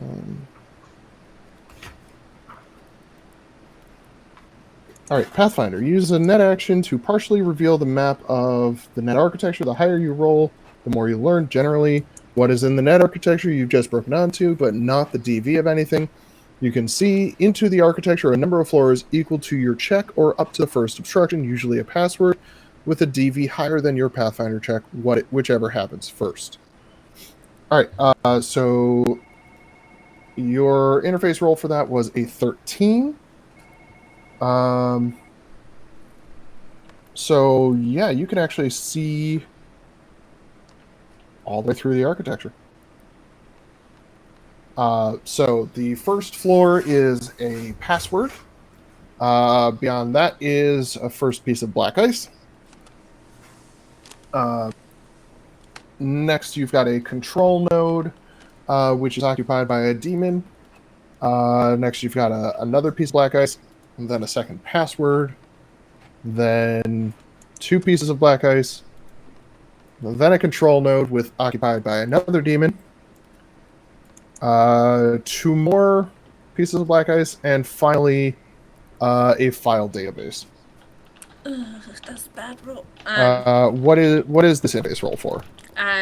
Currently they're trying to backdoor the password on this floor. All right. So yeah. So you open the door. Take a little bit longer. Cool. So yeah, you roll a 0 on your back door. That's going to count as 1 failure. You want to try again? You have 1 more action this turn. Yeah, let's just try one more back door. You got this. Maybe a 9? It was a DV8. Oh, thank goodness. Okay. Which means you have defeated the password. You have... Hold on. A little bit of time goes by in the real world. The carrying is continuing. Not much going on there, but are you ready to move up to the next floor? Yes. This is the one with the black ice? Yes, it is going to be a piece of black ice next. They don't want to fight them, so we're just going to try to slide. All right. Before that... Honestly, you're so brave for making a net runner. I have no idea what's going on right now. So right Like, now, those certainly are all words that John said when describing the architecture. Yeah, sorry. So ice is intrusion countermeasure something. I have the book in front of me and I don't remember what it is off the top of my I head. think we need more dramatic music for what's going on right now. We do, but I'm... Yeah, Yeah, I guess I occupied. can do that. I guess I can do that. Do más faster. I mean, as riveting as the sound of like pencils on paper. And offices. Yeah. You get retro gaming. Ooh. So net running is always Cyberpunk's about. Heck yeah. All right, so yeah, intrusion countermeasure something. Black ice is stuff that is intended to cause harm to an intruding netrunner or to their programs. And so basically what Note is doing is going through the different layers of this clinic's network. They're going through different layers of its architecture, trying to get past passwords, trying to access systems like the security cameras, systems like the patient database. Thank you, Jesse. Intrusion countermeasure electronics. And so we have encountered the first piece of black ice.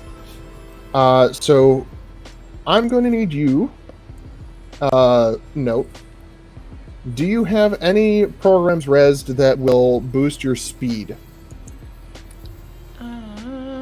Let me look at my deck.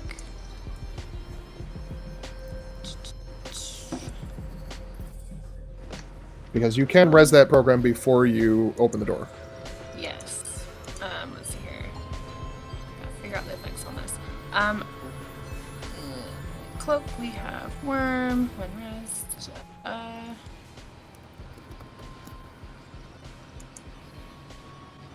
Let's see here. Would it be in my gear where unresed programs are? 'Cause I only have That's 2 where on your here. unres program should be. Okay.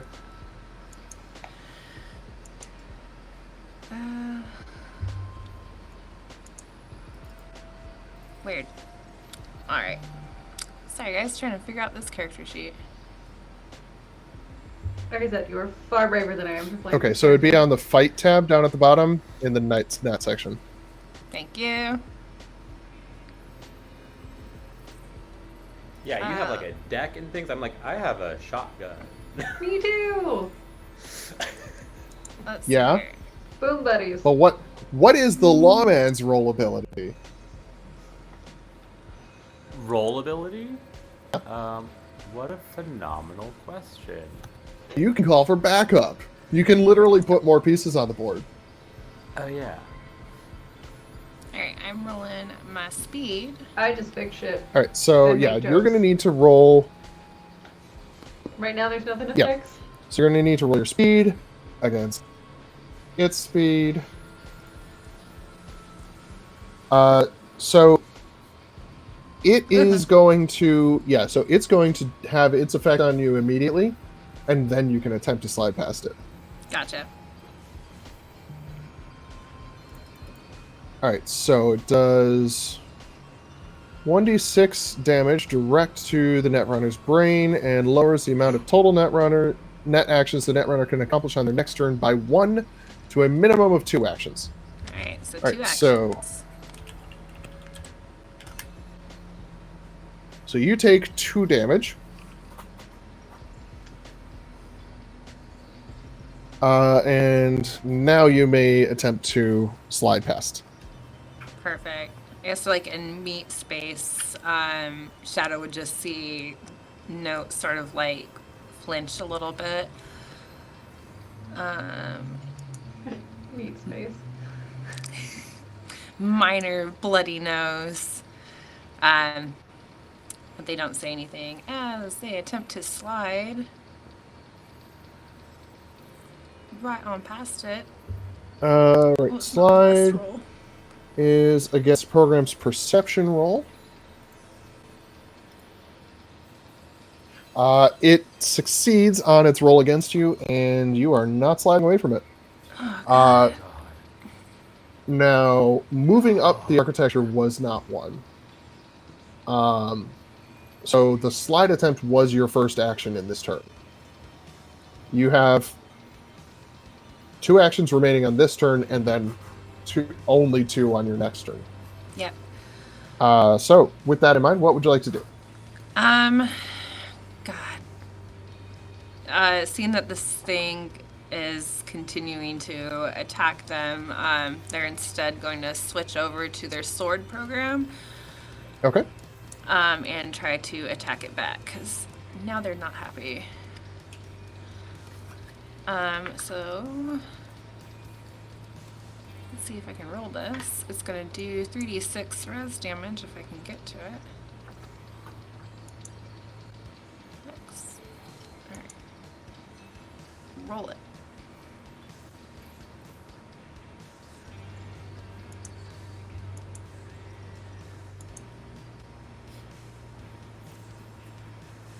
Sorry. Oh, that's the button. Okay. Sorry, so I clicked the fist, not the program Correct. name. Okay. It's like, stop showing me the description.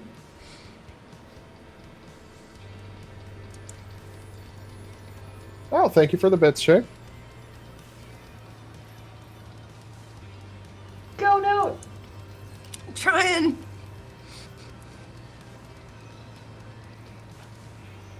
Oh boy. Oh So, no. Don't break my I program. I don't have any rules for what happens when you crit fail a program attack. So, okay. You have one Can I say action something remaining. like for dramatic since they crit failed it? Yeah. What do you got? Because I'm so great at being mean to my characters. As Note goes to res up this program, her deck just glitches. It's made of all these sort of parts that have been brought together from other Note runners that she's stolen, and somehow this program has not been installed correctly, and Shadow would just see that Note's deck is sparking, and they lose the sword program. Okay. So yeah, Shadow in Meat Space, you see Note's deck spark a little bit, and at the same time, Survey and JK, you both notice the camera immediately above the reception desk it seems to perk up and starts actively sweeping over the room where previously it had just been passively scanning. Stepping back into Meat Space for a second, how are you three reacting to those? Use my land up using can I land up calling my can I land up using my comm to land up typing a message to my sister? So you want to use your comm to send a message to your sister? What do you want to tell her? I'm asking her if she's still on the mission that she's still landed up doing the job that she was doing that she asked me to land up coming to this meeting instead.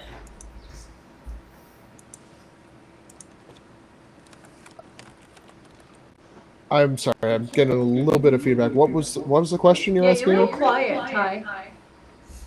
I asked the I land up typing to my sister. Are you still in the building that you're doing the mission? And if you already gotten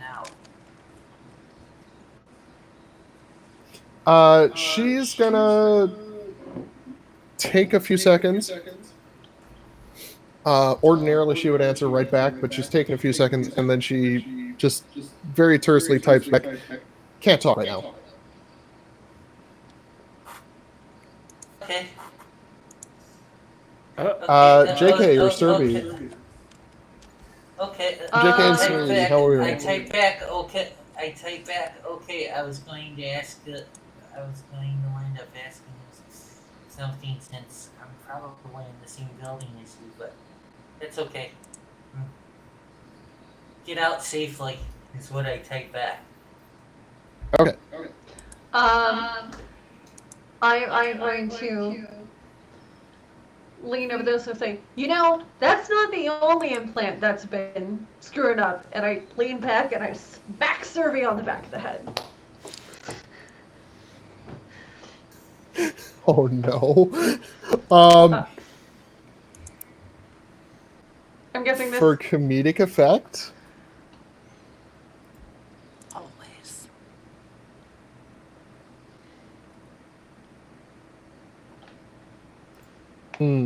Okay, This so was I'm part getting of the plan. So the way that I'm thinking about it is like knowing that we're escalating, I'll hold my hand out so I catch it. And I'll like hold it up trying to grab the camera's attention. I'll start like waving around, and it's more than just like we're doing more than just, being Karens in terms of yelling. We are now also making a physical commotion, trying to draw that camera's attention away. We might have to draw security down. Her eye! Yeah, Like that go also pops ahead out and with give just me. the slightest touch. Go ahead and give me an acting check for this. One of us. Because or you both are of us? putting on a show. Both of you.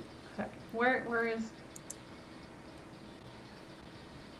Also, I'm sorry, but I'm getting thrown a little bit. I'm catching the echo before I hear your actual voice. That's wild. Ooh. It is wild, and it's throwing me for a loop. I'm sorry.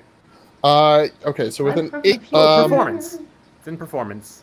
yeah, Second thing on the You right got column. you got the survey. Yep. I mean, I'm acting because I'm trying to get a discount. It's layers. There are layers. Onion. Okay. yeah. So Okay. you, Survey, you slap Survey on the back of the head, and Survey, you have that timed perfectly to disengage your optic link, and your eye just pops out into your hand, and you're both just howling out, how is this acceptable workmanship? How is this allowed to happen? We need to talk to your manager. For all those Eddies that I paid, and don't you see how this is a problem? And I lift up my eye patch, I'm like, there's nothing else here. This is my only eye. And so that is enough to keep everybody's attention for right now. We go back into net space. Top of the initiative order. The wisp attacks first. Okay. This is so so much more this wild is going than to- I thought it would get. I never expected to go full Karen in a tabletop. so it's gonna be I'm a- thoroughly enjoying this. I'm glad somebody is. No. All right, so this is going to be a defense roll from you. Note. Alrighty. You Alrighty. just got to beat a 9. You would think that would be easy for me. You would think, considering you're rolling with a +4. You would think. Yes. Hey, there you go. So you're able to the little orb of light crackles with energy and shoots out a beam at you, and you duck out of the way, and you fire back with your 3 actions. What do you got? Yeah. Let me use my wrist bolt. It's loading super slow. So, as a note, Vrizbolt targets an enemy netrunner. Ah, dang There it. is not an enemy netrunner. Well, you see. You see. My sword program is currently Dunzo rings. So, Note has no way to attack this thing. You can use sword again. Well, I kind of deleted it. I'll get it back. Fine. Because I can only slide. I can't. You can slide once per turn. This is a Alright. new turn. This is a new turn. As they are quickly trying to reprogram sword, they're gonna try and slide again. Just like, Okay. just let me get the heck out of here. You tie. Tiger's defender. If it beats your check, you suffer its. No, that's encountering. Slide.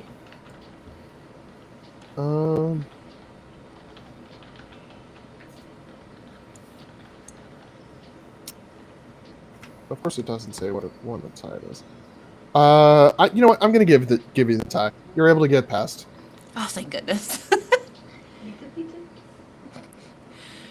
And you find yourself on the next floor in an area that you recognize as a control node, and there is a demon controlling something at this node.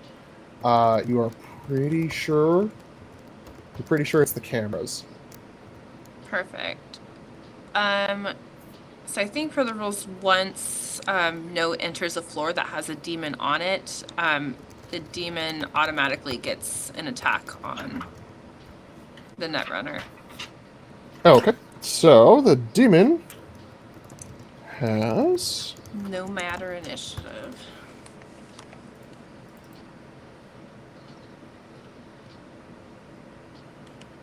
What does an imp have?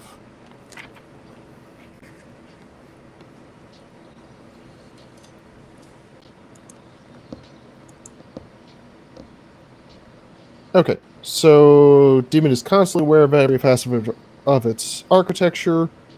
It's always aware of any Netrunner's presence and automatically wins any speed contest against a program.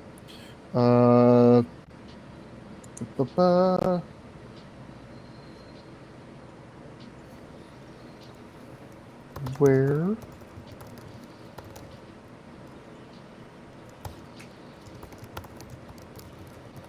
They've got 2 actions, but I don't see what those actions are. Okay. I'm sure this is absolutely riveting for the folks back home. Battling cyberspace. Yeah. Just gonna picture a note trying to hide behind a cyber pillar as they reinstall sword. Definitely enjoying the change in music though. Right. I can't give myself a pep talk. Of course there's a demon on this floor. Why couldn't this just be an easy jump? Okay. But there's so many eddies. Just All gotta get right. the eddies. So it has. It's always for the eddies. Okay. Let's take this fucker out. All right. So it has 2 actions, and it immediately takes its 2 actions. First action is immediately to control whatever it's controlling on the node, and the second action is to zap you in its defense. Yeah, they tend to do that. Little imp. Yep. So, it is controlling a camera. Luckily, it's not controlling anything more than that. Hey, no turrets. So That's it good. is going to. It is going to attempt to spot the threat in the lobby, and it's going to make an interface roll on the camera. It is not able to, like, it doesn't spot anything new in the network, or not in the network, in the lobby, basically. Oh, thank God. So yeah, you're Survey and JK have both been noted, but you're not presenting any immediate connection to the threat that it's facing in the network. So it is instead going to use its second action to attack Note with Zap. And I would love to see what Zap actually does. Anywhere.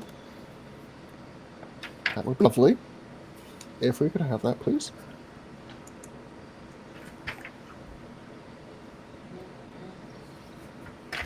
Let's see.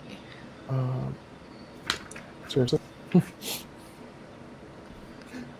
Oh, here we go. It is net.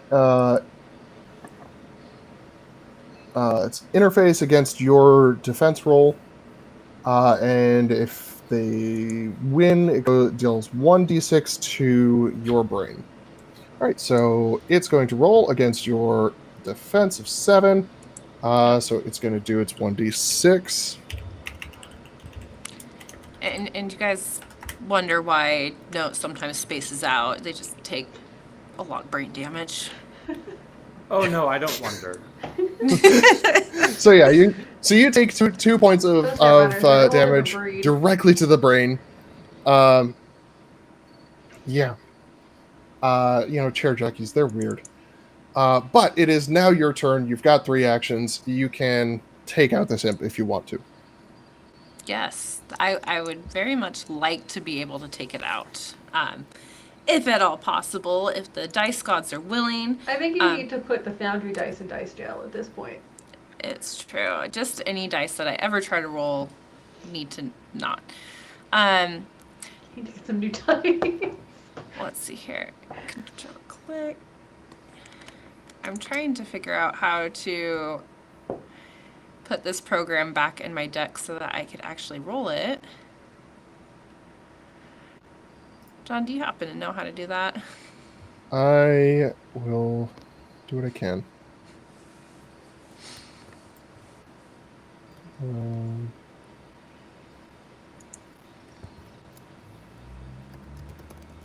I would just like to roll it. So attack a +1. Sorry, guys.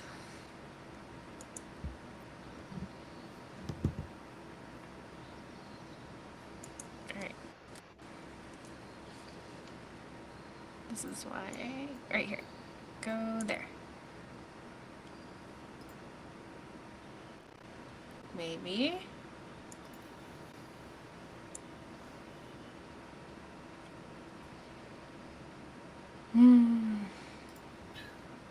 Can I roll my Vrisbol as though I'm doing my sword? Because I think they have the same. Yeah, go for it. Okay.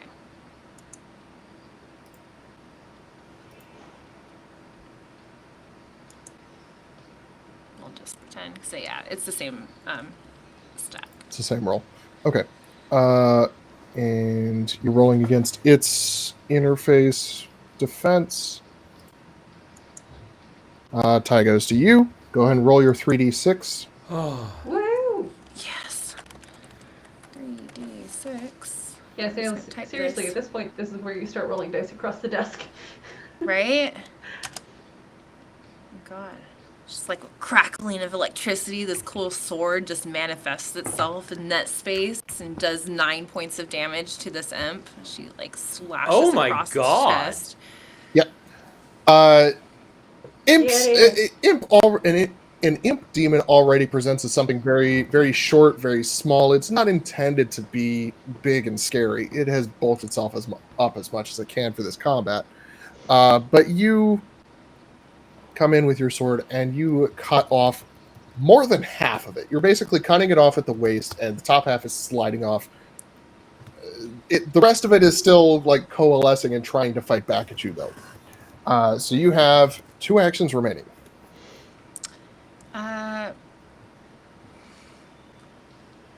Let's see here. I cannot use my sword more than once in a fight because it's already on that deck.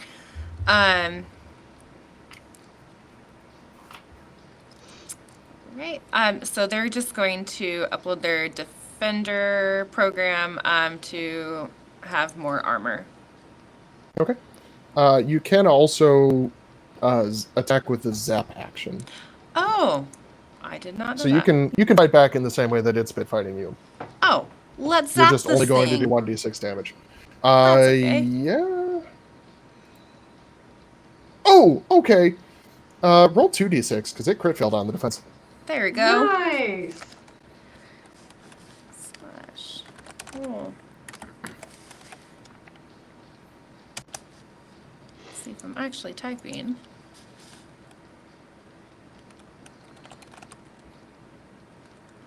One, 2d6.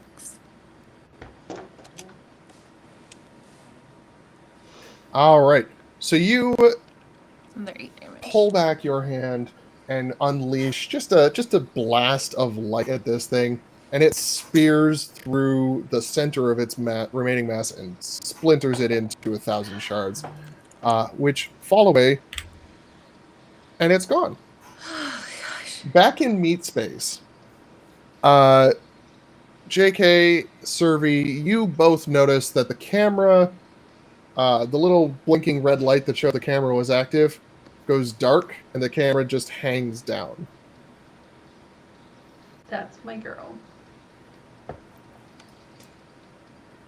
It's my them? Well, All right. Are they yeah, them, or we- she, them? They, them. They, them. Okay. Right. That's my note. Yeah. Pronouns on the overlay are incorrect. All right. So, note, at this point, you have a choice. You can control the cameras yourself. You can leave the architecture because you don't know what else. You currently know that you've shut off the security cameras. You don't know what else is being controlled by this architecture right now, or what other data might be on this architecture. But you do know that your target data is not on this architecture. So you could jack out at this point. That's true. Is it just the lobby cameras that they have control over, or can they see elsewhere in the clinic? You would need to take an action to control the cameras yourself to find that out. Perfect. Then I am going to do that. Is it control? It is control. Surprise, surprise. Hey there. All right, so it was difficulty value 8. You succeed on that. And you see that there is one camera on the lobby floor. There's one camera in what looks like the lobby area of the patient floor on the second floor. And it looks like it's looking out from the elevator bank. You can see a welcome desk. You can see patient beds off to another side. And you can see like 2 hallways leading away from the camera. You don't see any sort of further security measures there. And then there's a security camera on the 3rd floor, which is looking at an elevator bank. But that is all that it shows. Cool.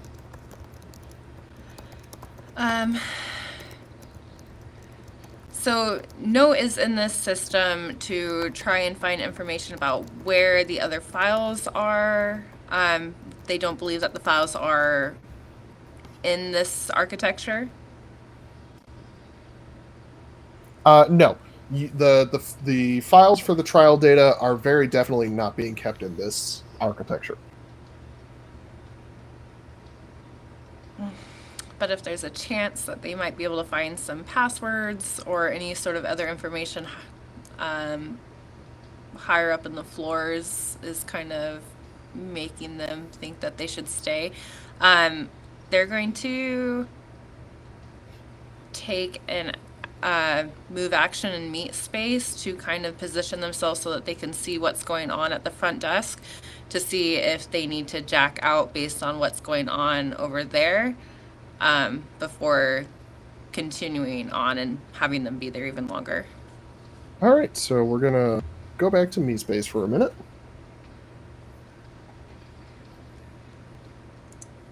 Oh, boy. All right, so you are actually able to move up behind this pillar over here.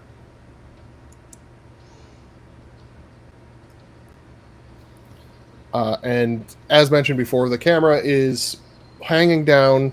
The light indicating its status is gone.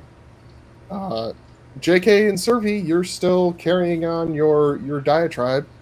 I have a question, actually. I might have an answer for you. So, because I don't know how these cybernetics, what are they? Like my eye, I don't know how it works in the sense of, now that I'm waving it around, can I actually see through it and like get a better sense of like what might be behind certain areas that I can't see from where I'm physically standing? Asking the hard questions. So what you're periscope? asking is if a cyber eye has a What you're asking is if a cyber eye has a Wi-Fi connection. Beep, beep, beep. How much you spend on it? I don't know off the top of my head. Go ahead You can and say roll no. me. That is okay. No, I want to give you a shot at this because this would be interesting if if it goes through. Roll me. Body skills. No, it's going to be one of the tech skills. I just don't know if it's No, going I to be know. based. I just Yeah, find roll it me funny. a cyber tech check. Okay, let's see, cybertech. To see if you knew enough to get the version that had wireless. And yes, you did. So yeah, you have a limited range. You have a limited range. We're talking like 5 feet, so just slightly more than arm's length of distance between the eye and its socket that they can communicate. There's a very So- small low power transmitter. Yeah, no, that works. So, what can I notice as I'm like still swinging my eye around? I mean, or I guess maybe I would have stopped once I see the camera, but in the interim, when I was swinging my eye around to demonstrate and to try to get the camera's attention. Roll me would I a have perception seen? check.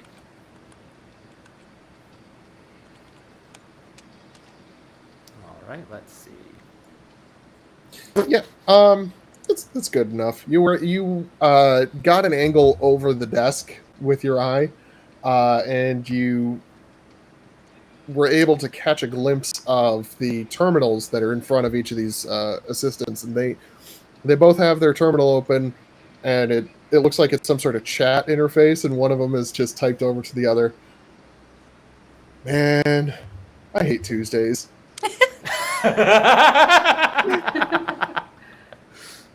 The other one is written back. Should we call the doc down? Give it another 5 minutes. Maybe they'll go away on their own. I mean, but this is incredible news because it means that they don't actually think of us as a threat or worth noting. We're just like another Tuesday, and so like Another we're doing crazy our job Tuesday, yeah. perfectly. Yep. It's just that right amount of Karen. All right. If there's a right amount of Karen. Yes, there is a correct amount of Karen. It's none, but Yeah. that's my customer service coming out. That But is the there's right number. a correct amount of caring, which is a lot. Sure. All right, so we're jumping back into NetSpace. Yes. So note, top of your turn. There you go.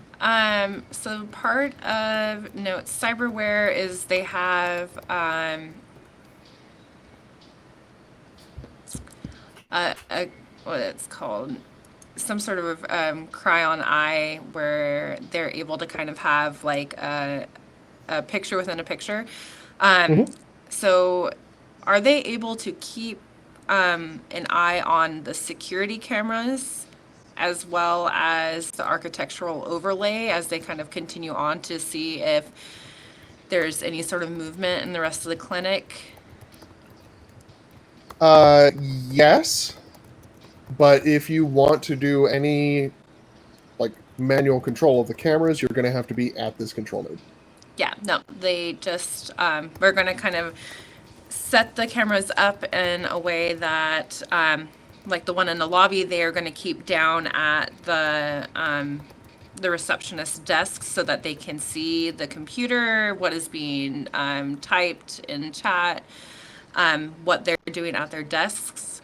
Whereas the other ones in the clinic, they're going to just sort of arrange in the best way that they can see the most of the rooms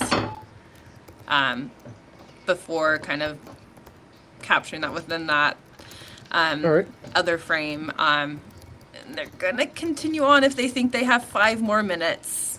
Roll me a perception check real quick. Oh, what?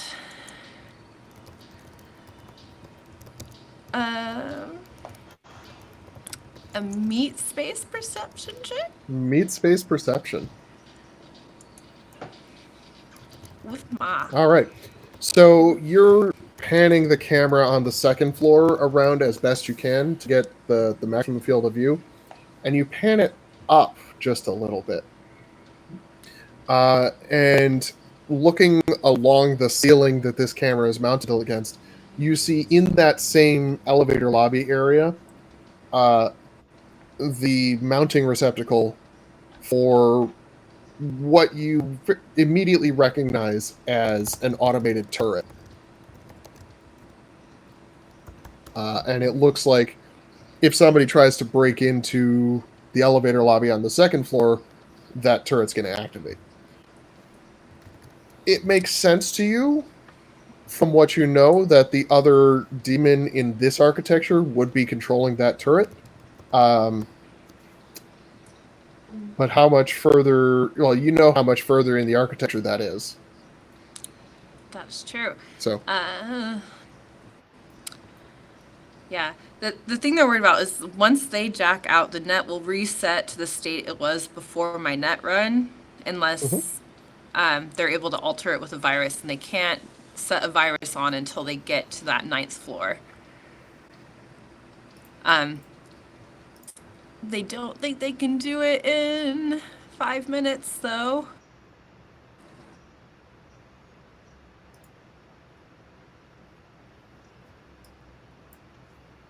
So, what are we doing? Also, I think I just got it set up so that you can have sword on your deck again.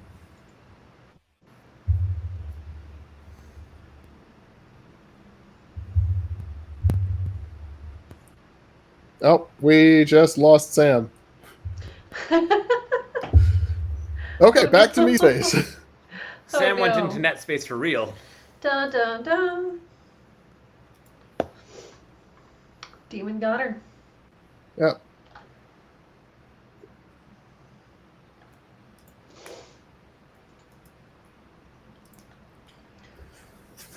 All right. Hey John, So, how about the you rest tell of us you. a little bit about the rewards you can have if you donate?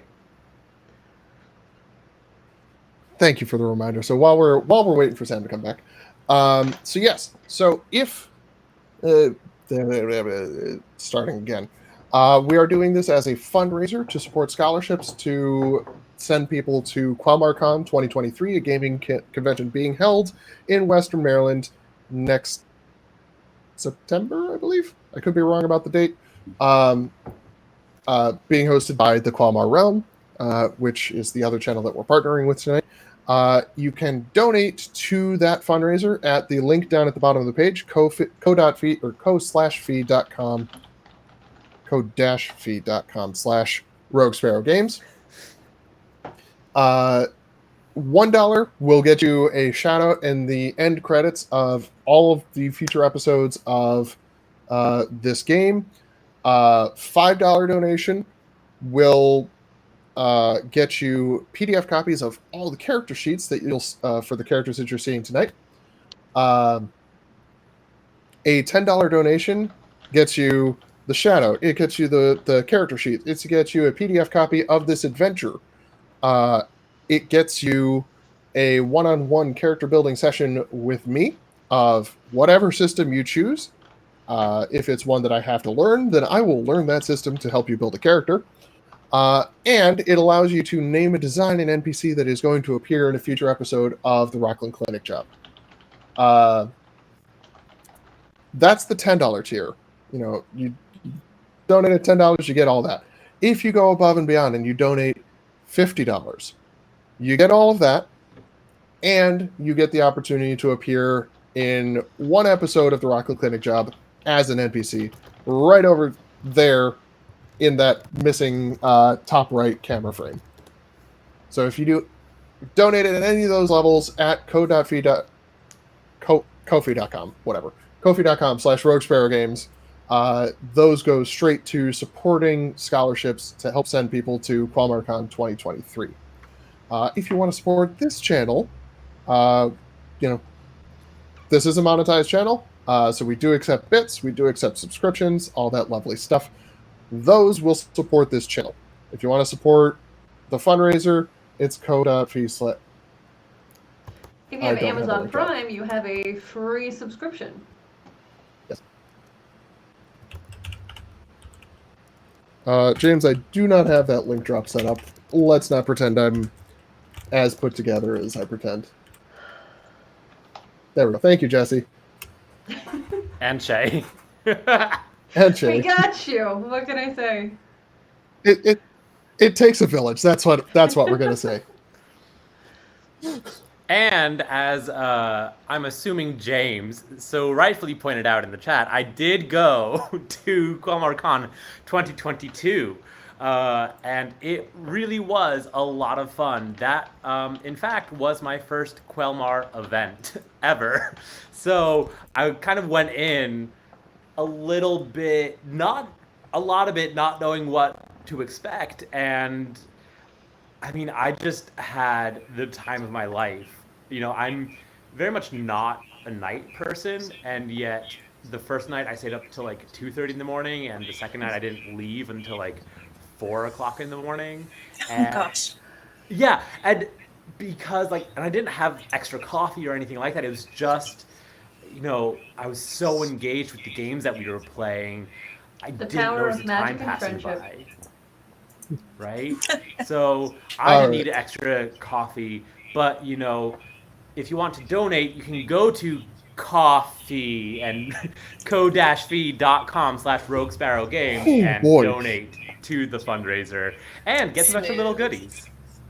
Okay, now we're reaching NPR fundraising drive levels of panning for time. Sam, you're back. Save us from this hell, please. Of my own creation. Hell It's with one true. L or two? Ooh. good Two, question. because the nightclub has the trademark on Club Hell with one L. Cannot use that. Sorry for my tech issues.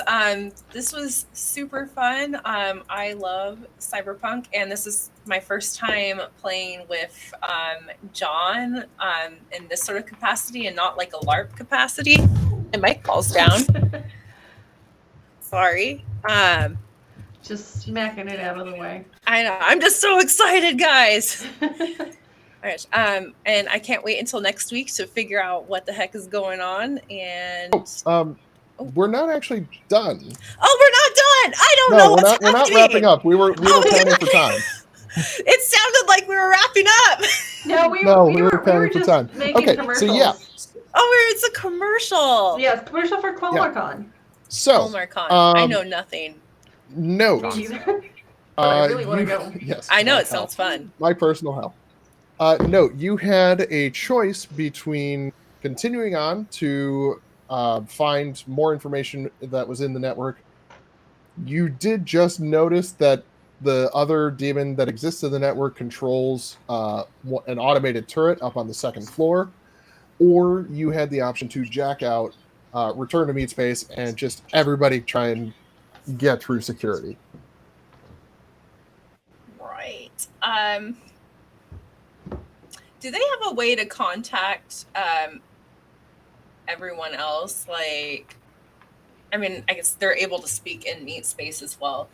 I imagine you've got some sort of text chat on your agents that you can interface with through NetSpace.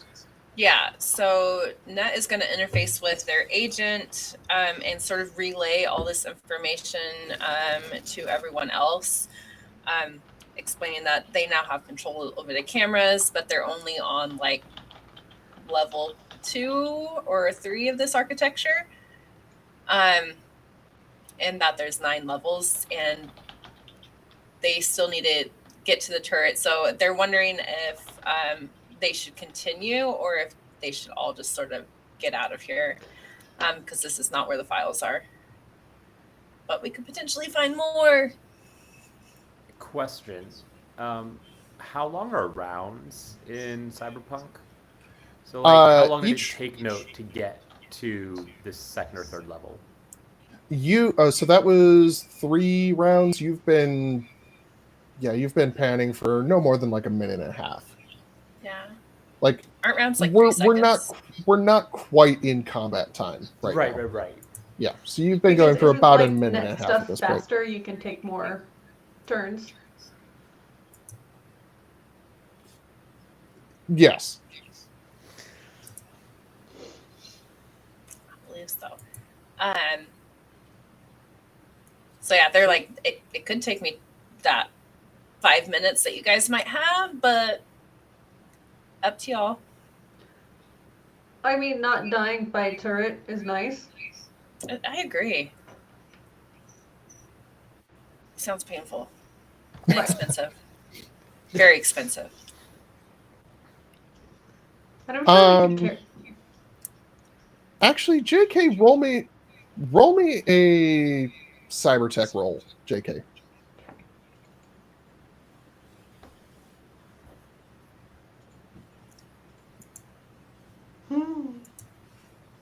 Hey, that's not bad. The digital rolls love me sometimes. With your 18,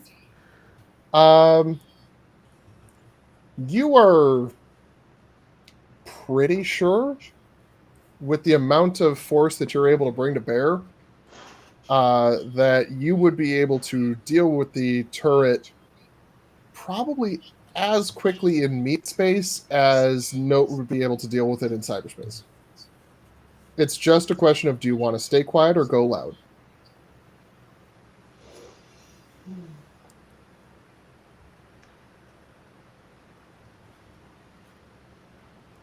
Would we have discussed our priorities beforehand in terms of like I stay don't think quiet we did. versus go loud? I didn't hear you discuss it, but Okay. Yeah. Like personally, the staying quiet is better than staying loud, just because being loud is it's so much bother. Yeah, because you're totally not doing that right now. But it's That's louder in a different way. Bringing the boomstick in is very different from just Being loud. True. Let me see if I can get control of the pew pew gun.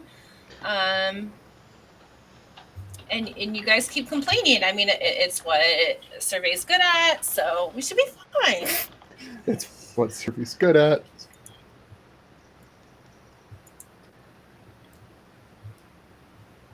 JK is happy to unleash her rage at corporations. All right, so back into cyberspace we go. Note, do you want to res any programs before you go up to the next level? You know that there's black ice on the next level. Yes, I guess I don't actually. They would have sword resed. I guess they're not having very good luck with sliding, but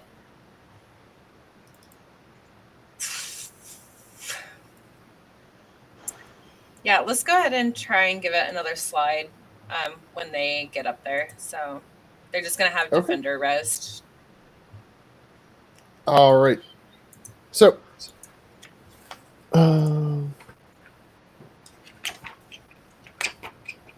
I literally just did this, and I've forgotten how to do it. Mm-hmm. There we go. All right, so you kick open the door to the next level. You see in front of you a Hellhound program. Okay. You're attempting to slide past it, but first, we need to roll your interface plus any speed bonus you have active plus D10 against its speed plus D10. All right. So you're trying to beat a 13.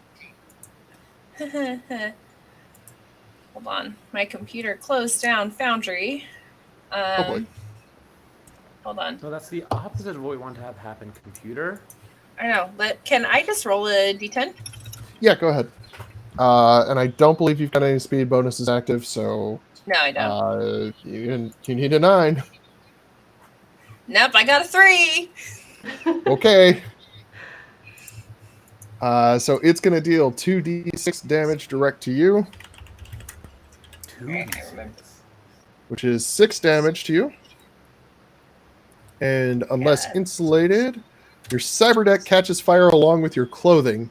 Until they spend a meat action to put themselves out, you take 2 damage to your HP whenever you end your turn. Multiple instances of this effect cannot stack. Yeah. So I soak 4 of that at least. Okay. So you take 2 now and 2 at the end of your turn. I mean, yeah. No is freaking out a little bit. They were not expecting to catch fire today. They thought that would be a tomorrow thing. It happens. It happens a lot. This is the best of us. Gosh, dang it! It's a Tuesday. Yes, the note is gonna take a meat action to stop, drop, and roll. Okay. Cursing loudly as they do,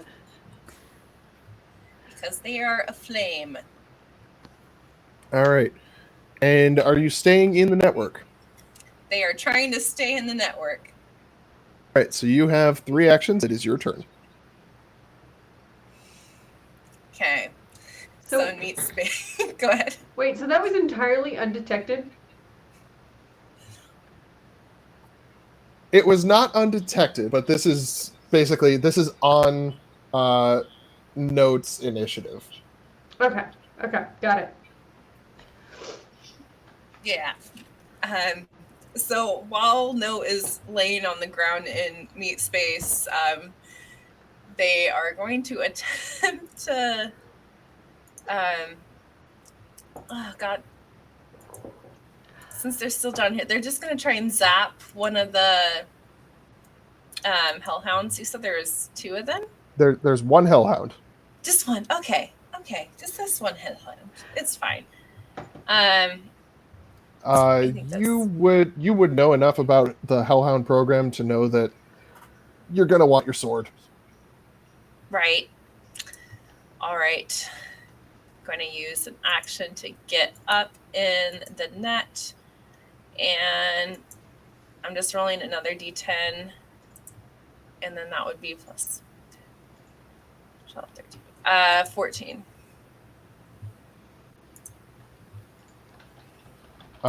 It fails. So sword is 3d6? Yes. Yes. 1, 2, 3d6. I rolled 4. Only 8 damage. 8 damage. All right. So it is still kicking, but it is significantly damaged. Just like me. Yeah.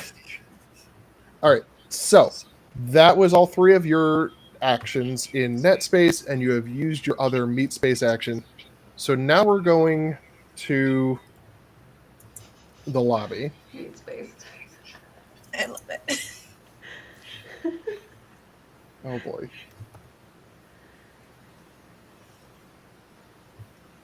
I love it when the stream's camera loads faster than mine. Right. All right. So, we are now going to go to an encounter. We're going to go and just have everybody roll into initiative. Okay. Where's initiative?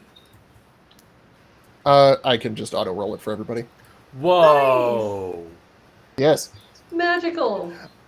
Yes. All right. So, Why am I rolling Shadow, so terribly? I mean, you rolled better than Nurse 1. That's true. Nurse is going to attack y'all? No, they're going to call for security. Shadow. We get there first.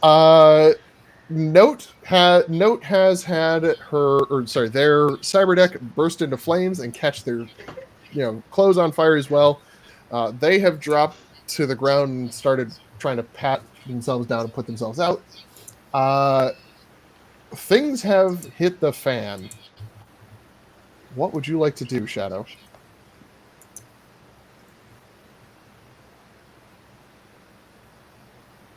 Do we still have Ty?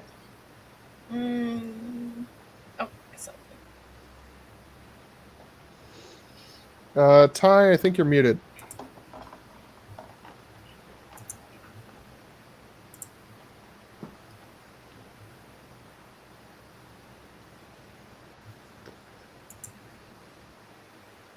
Is Ty frozen? I had motion on the camera for a little bit, but I think we're frozen again. Oh, there we go. Alright, sorry, I don't know what went on of why everything went frozen for a second. But what I'm going to do is I'm going to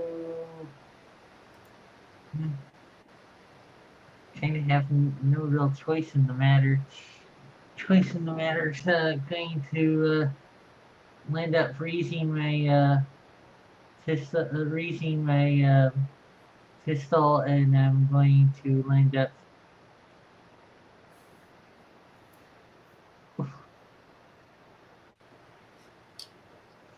What would you like to do with your pistol?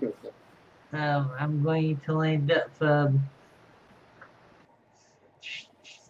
I'm going to take a shot at shooting the security guards that are at the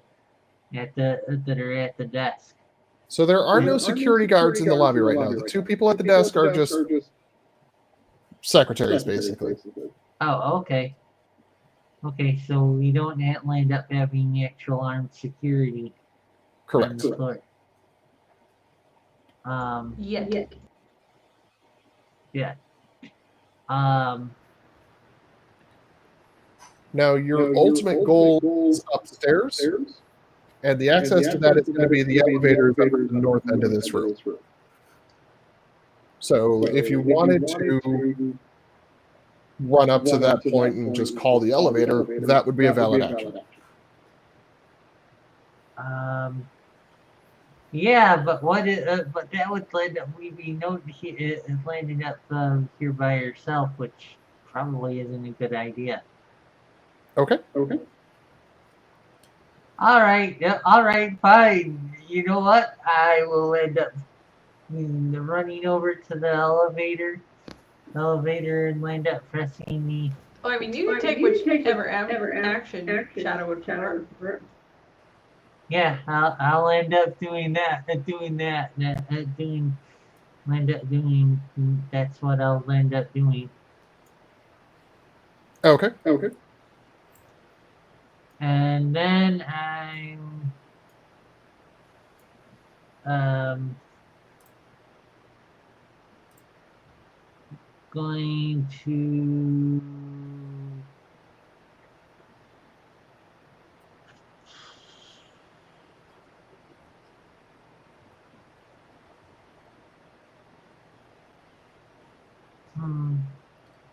yeah, I'm just gonna call the elevator. Okay. Elevator, and I'm going to end up putting into my other hand, besides the one that I got my pistol. I'm going to put it in one of my smoke grenades in the other hand to end up dropping when security shows up.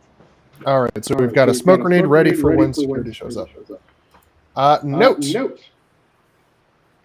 We started off the initiative in your turn, but we're back to you. Netrunner craziness.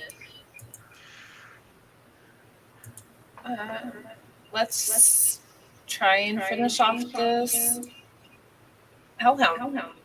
Okay. Right. Sorry, I'm still rolling manual dice.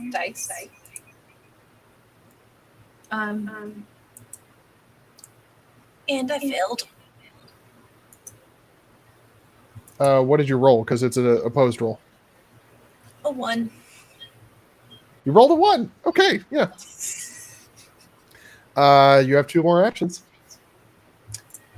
We are then going to use a zap. And that's not better because I rolled a 2.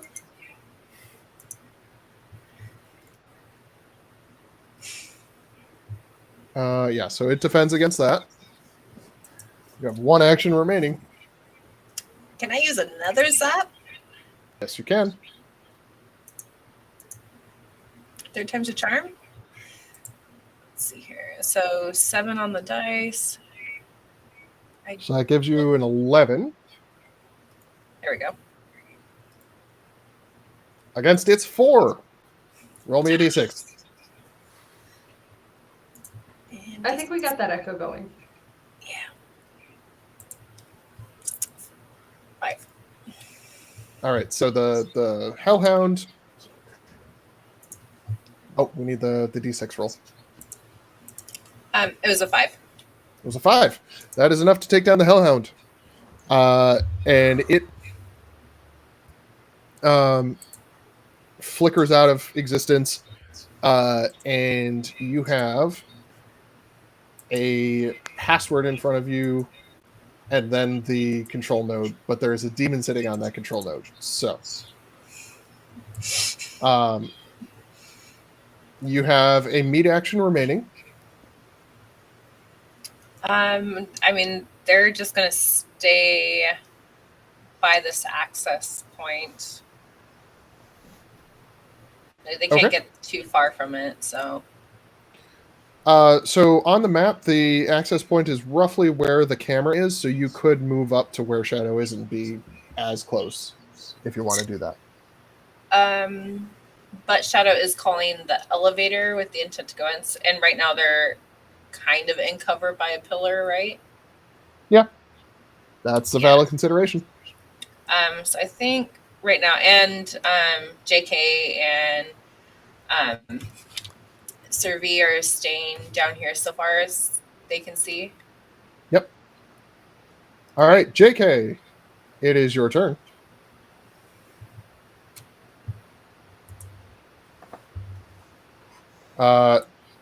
To your knowledge, Note has just caught fire and put himself out. Shadow has taken that as a cue to draw weapons and rush the elevator. The nurses have not yet had a chance to react. But do I notice that they've noticed?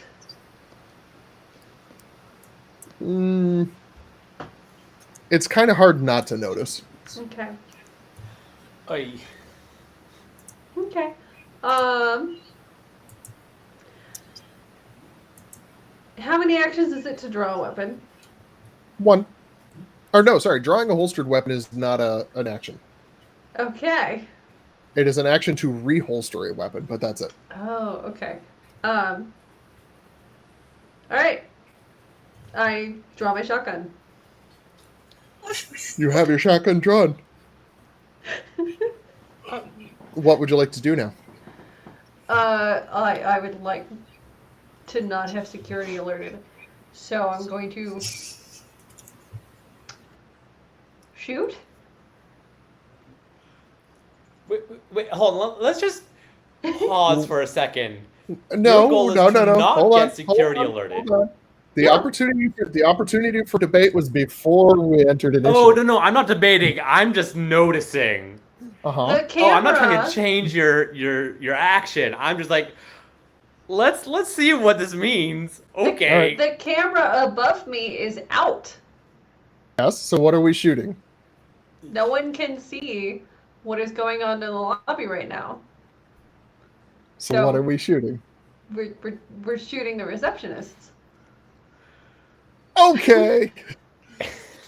I mean, Well- I knew that's where there was going. I knew. Well, all right, roll okay, that question. attack. Are there combat actions that like don't involve killing? I mean, you could intimidate them. You could grapple them. Okay. Yeah, I'm just not familiar with the system. I don't know if there's like non-lethal damage or if there's other stuff. You can call an Knock aimed 'em out. shot to specify a certain part of the body, but you take some But, sort of okay. penalty to that. But you have a So- shotgun at point blank. Yeah, I do have a shotgun at point blank, so I'm going to use my persuasion to persuade them to just walk away. All right, go ahead and roll persuasion. The shotgun is leveled, and we are rolling some persuasion. All right, and you've got a hefty bonus because of the I shotgun. do. And they look at each other. They look pointedly down at the alert button. They look back at each other. They raise their hands. Say, look, it ain't worth it. We'll just be over there. And they point at one of the couches in the lobby.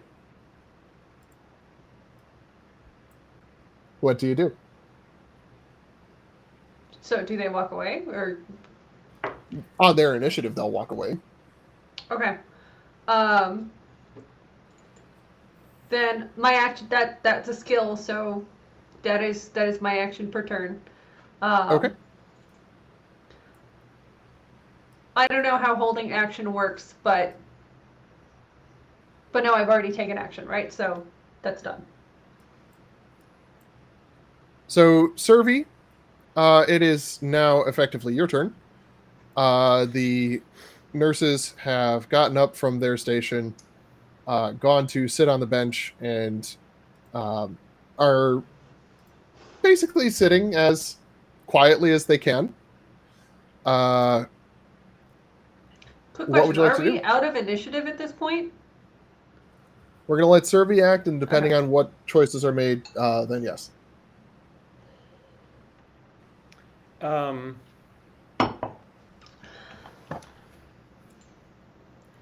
Oh boy, these sure were choices. Do I have rope or something? You don't, I do. but JK does. Hey, JK. I say as I pop my eye back in. I think these nurses seem fairly trustworthy, but they'd seem a whole lot more trustworthy if we could keep them on the couch. Yeah, you tie him up. Let me try and disable this button. All right, that sounds like a good idea. All right, And Servi. so as I'm tying them up, I'm gonna be like, "It's nothing personal, you know." And then I wink as best I can. All right, so this is going to be wilderness survival, unless you want to make a case for something else. The blink was one eye. Keeping in mind that you are doing this with one hand. Yeah, you might want to let someone else tie him up, darling. Oh yeah. I had an idea in my head, and then we got distracted with interacting with JK for the rope. I was gonna yell to Shadow to, "Hey Shadow," but it might be. Yeah, So you've got your hand back. Okay. All right, cool. So, got my hand back. And so you said wilderness survival? Yes. Let me see if there's literally anything else that I could make a case for. Probably not. Do you have interrogation? Does that involve tying people up? Interrogation is... Depends on how on spicy the, your like- interrogation is. Oh, that's...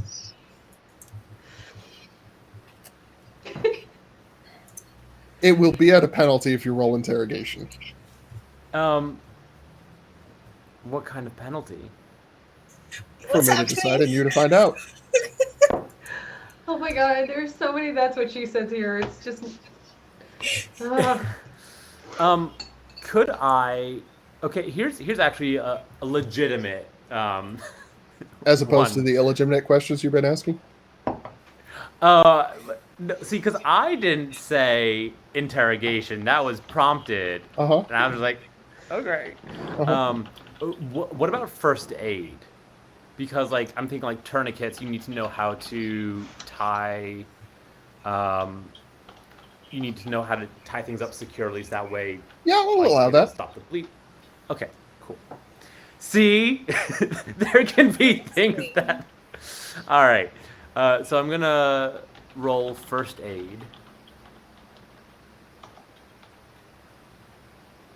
Wow! All right. I tie these nurses up so good. Yeah, like, you remember exactly how... Because it's not so much about tourniquets. It's in the moment you're thinking about, like, splints, how you immobilize broken limbs. Yeah. And you've got the exact knots in mind. You lash them down, one leg to each chair, or one of their legs to each leg of the couch, one arm to each armrest. They are not going anywhere. You don't put any gags on them or anything because there's nobody down here to hear them if they yell.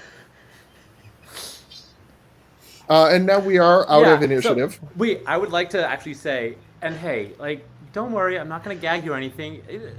I want you all to be able to talk to each other. I'm not here to make you bored. I'm just here to keep us safe. We're on a job. All right. Let me see. I'm gonna try and disable the alert button. Okay. Well, I guess they're tied up, so let's not take that chance.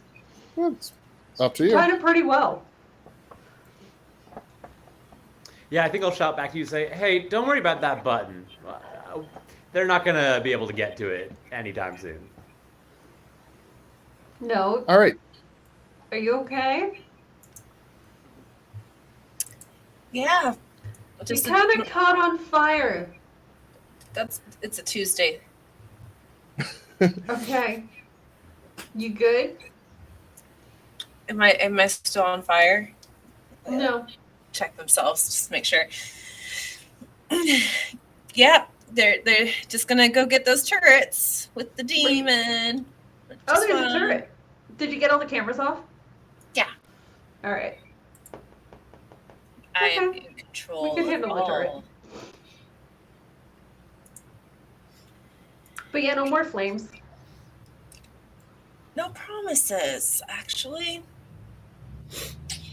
All right. So maybe give me some of your eddies, and I could, insulate my deck, so I don't catch on fire again. Because you totally care about me. Above board, how does that work? it's an upgrade that you purchase for the deck. Can that happen in real time, or did that have to happen before? It can happen between sessions. Okay. All right. Yeah. I do have a shop. I might give you a discount. Okay. I have eddies. With that said, note, are you staying jacked in? No, it's staying jacked in. I'll stay here with the nurses. They can't. All right. Wait. Can you guys lock the front door? Yeah, let's go check it out. And then turn a closed sign? There is no closed sign, but it is one of those little thumb latch style locks. All right, let's lock it. Find a marker. Right, closed. But make sure you do it backwards. Sorry, I'm seeing meat space, seeing net space. Maybe we should move these nurses behind a pillar so they can't be seen from the front door. Oh no, they're tied down now. Okay. Yeah. They're permanently tied down. I made sure of it. All right, door's locked. You could write community bonding or something too. It is 10:20. It is 10:20. This seems like a natural close point, unless. Well, that depends on one important thing. Do you go to the second floor or do you go to the third floor?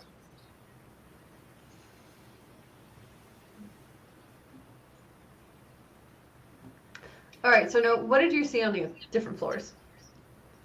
The third floor is the one that has the turrets, right? No.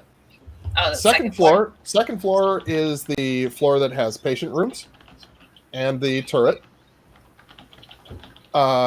You also saw windows to the outside on the second floor. Right, but The no third windows floor, on the third. The third floor has a single camera facing the elevator, which does not show anything other than the elevator. And it does not have any cameras. So that sounds like third floor is the air gap network. All right. Well, in my humble opinion, but what are your thoughts? They're still on the control node floor for the cameras. No, they moved up. I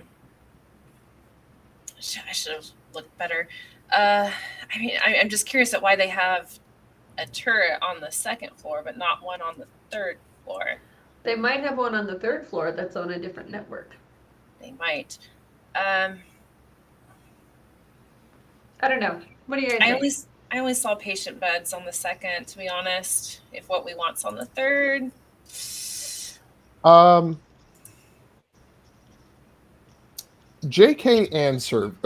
and Note, go ahead and roll me a either cyber tech or basic tech roll. Ew. I actually remember my.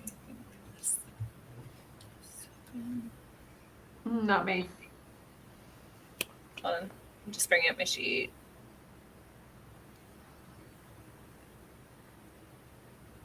I had like a base 12 to that too. 19. 19. Okay. So with the 19, even despite the crit fail from JK, you would know that Despite the default behavior for security, like automated turrets, or if there's something like a gas dispenser in the elevator, usually those are disabled by the presence of an employee's ID badge. So, like, a turret would be programmed to see, okay, if the elevator opens and the person inside the elevator does not have an ID badge on them, we fire. Do the nurses have some ID badges, guys? Indeed, they do. Thunderbar. Now the question is, do you want me to come up to the 3rd floor with you or stay here and see if I can keep going up the architecture? Do you think going up the architecture will allow you to access? Well, that's the mystery of net running. So if we JK. can disable the turret on the 2nd floor, we could just scope out the 2nd floor and. I don't know. Wouldn't there What do be you more think? employees Derby, on the second Shadow? floor? Thoughts? Wouldn't there be more employees on the 2nd floor if that's potentially a patient floor? Potentially. The other thing is, what are you going to do if you get up to the server and you don't have Note with you?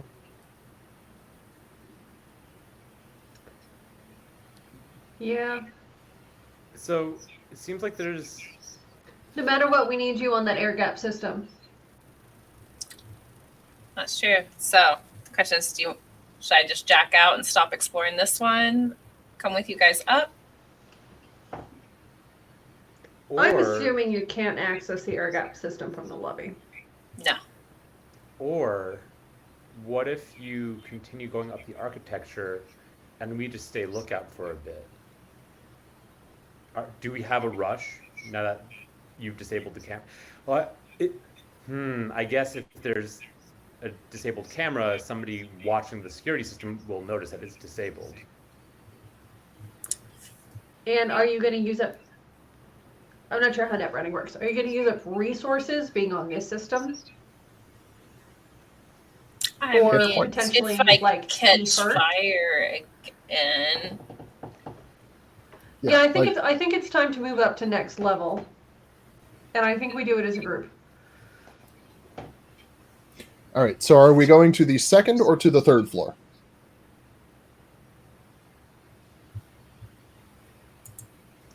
I say if the only thing we see on the 3rd floor is the camera pointed at the elevator, that speaks to another network up there. But that's just one opinion. What do you guys think? Let's go and see what happens. You know, I don't like to plan.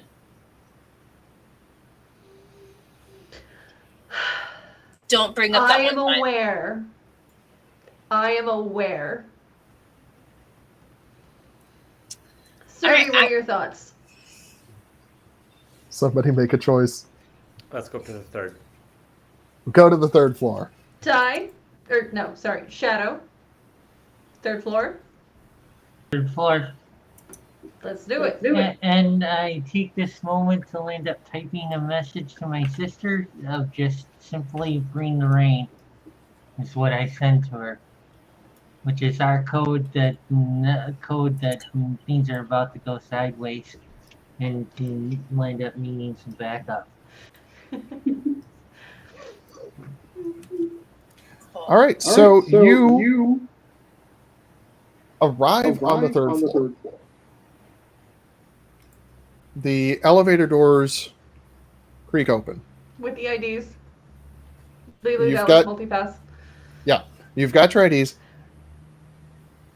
and you're holding your breath for just a moment, and nothing happens. And you step out, and the room is laboratory clean, polished white ceramic floors, tile floors, white steel and glass everywhere. You look in through a glass wall on one side of the hallway, and you can see the banks of servers that this represents. And you don't see any physical security up here. You don't see any automated security up here. You think that as long as no alarm gets tripped downstairs and you get out quickly, you might be home free on this.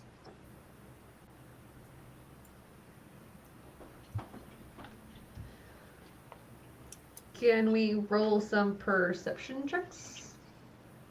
Yeah, go ahead. Before Note jacked out, they would have ran cloak to hide what they had done. Okay. Also, guys, the cameras are going to go back under control of the place, but that's fine. You can write a virus. I'm not on the top floor. You're not on the top floor. You're right. Never mind. You can't write a virus. Nope. So once I leave, it all resets. I should have mentioned that. Oh, is that like an immediate thing? So Yep. the cameras don't just stay off? No. Well, no, is in the net. They do once they leave because they have not made it to the top floor. They will go back to the demon's control. How far is the top floor? It is the third floor. In the architecture notes on the fourth, there's 5 more floors. Yeah. Unless. Sorry, I should have mentioned that. No. I mean, that's why I was mentioning, like, if there's nobody to notice that the camera is disabled, we're not really in a rush, so we should wait until Note can get to the top floor. So you Yeah, guys I could didn't know that they'd all turn back on once you left. Yeah, so why don't you guys scout out the third floor? Continue there. I will stay here. If I see anything, I'll let you know. But this way you can scout the third floor without the cameras unless they're hooked onto another system. That makes sense. So for now, we scout it out, and you keep an eye on us. And if things go sideways, you come join us. So we leave one pass with you. We take one of the passes. Yeah. That makes sense? Yep. Okay. So then so the you three can of us keep come working on the your way third up. floor. All right. So, Sorry, John. what I let's just do some described. Perception checks. Oh, sorry, John. Well, so what I just described about the elevator doors open, and clinical white surfaces and steel and glass everywhere. That all still happens. You still don't get an immediate response. And you do see the camera that is pointing directly at the elevator bank, and it is hanging down, light off. Go ahead and roll your perception checks for anything else.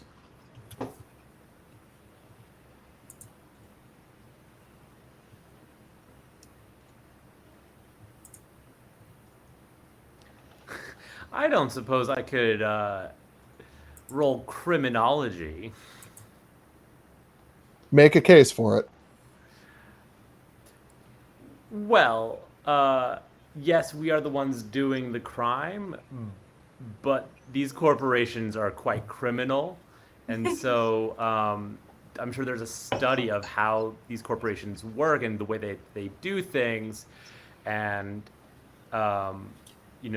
maybe I could glean some information from knowing about corporations to help us understand what's going on here. So, unfortunately, what you've just described is an MBA. Can I roll for MBA? Not criminology. There is a skill for something related to business. Let me see what it is. Accounting? No, it's actually business. And it's literally called business. Yeah. What about deduction? Yeah, you could roll deduction on this. It's a brilliant Okay. Cool. I was like, what else can work? All right, let's roll deduction. All right. Oh my god. So yes. Oh, so damn. you're able to piece out that the security up here is not going to be tied, like the security camera up on this floor of the building is the only piece of security that the clinic is allowed because of the arrangement that they have with the corporations. All of this data up here is secured by the mega corporations themselves. They're trusting to the clinic's physical security, and then they have their own network security for their servers. You would also know that there are probably multiple trials going on or have been going on. And so when, for example, you get into the main server room,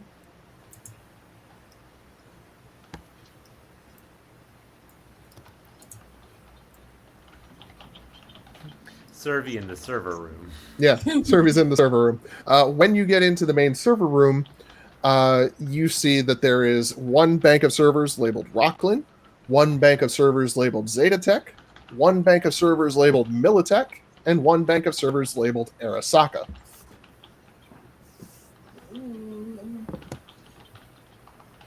And you're able to deduce from this that you're probably going to need the server labeled Rocklin. Mm-hmm.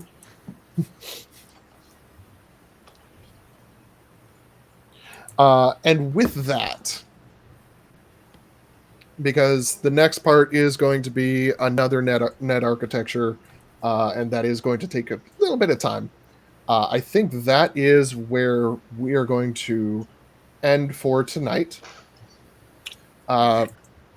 We have a couple of different things to go over very quickly, but before we do that, let's go through and just very briefly again say who we are, where the audience can find you on social media, if you are comfortable sharing that, what other projects you might want to share or be talking about. And let's start with Ty. Hello, everyone. As far as social media goes, you can end up finding me on Twitter at Typhonus. And as far as other projects that are going on besides this one, later this month I will be lined up participating in Dragon's Lair, which is running a V20 campaign, which he's starting at the end of the month. And the other project that I'll be involved in is that I'll be running Blackest House from Monty Cook Games, the Devoured Halls, which was the exclusive supplement from the Kickstarter exclusively for Kickstarter backers of it, and I'll be running that for some Australian friends over on one of their channels, which I won't end up knowing which channel until next week. Awesome. Let's go to Sam. That's me. Hi guys, I'm Sam. I'm also on Twitter as Sammy Scribbles. Not really doing much these days. Occasionally I will post indie TTRPG reviews either on my Twitter or over on TikTok. But other than that, I've just been taking a break.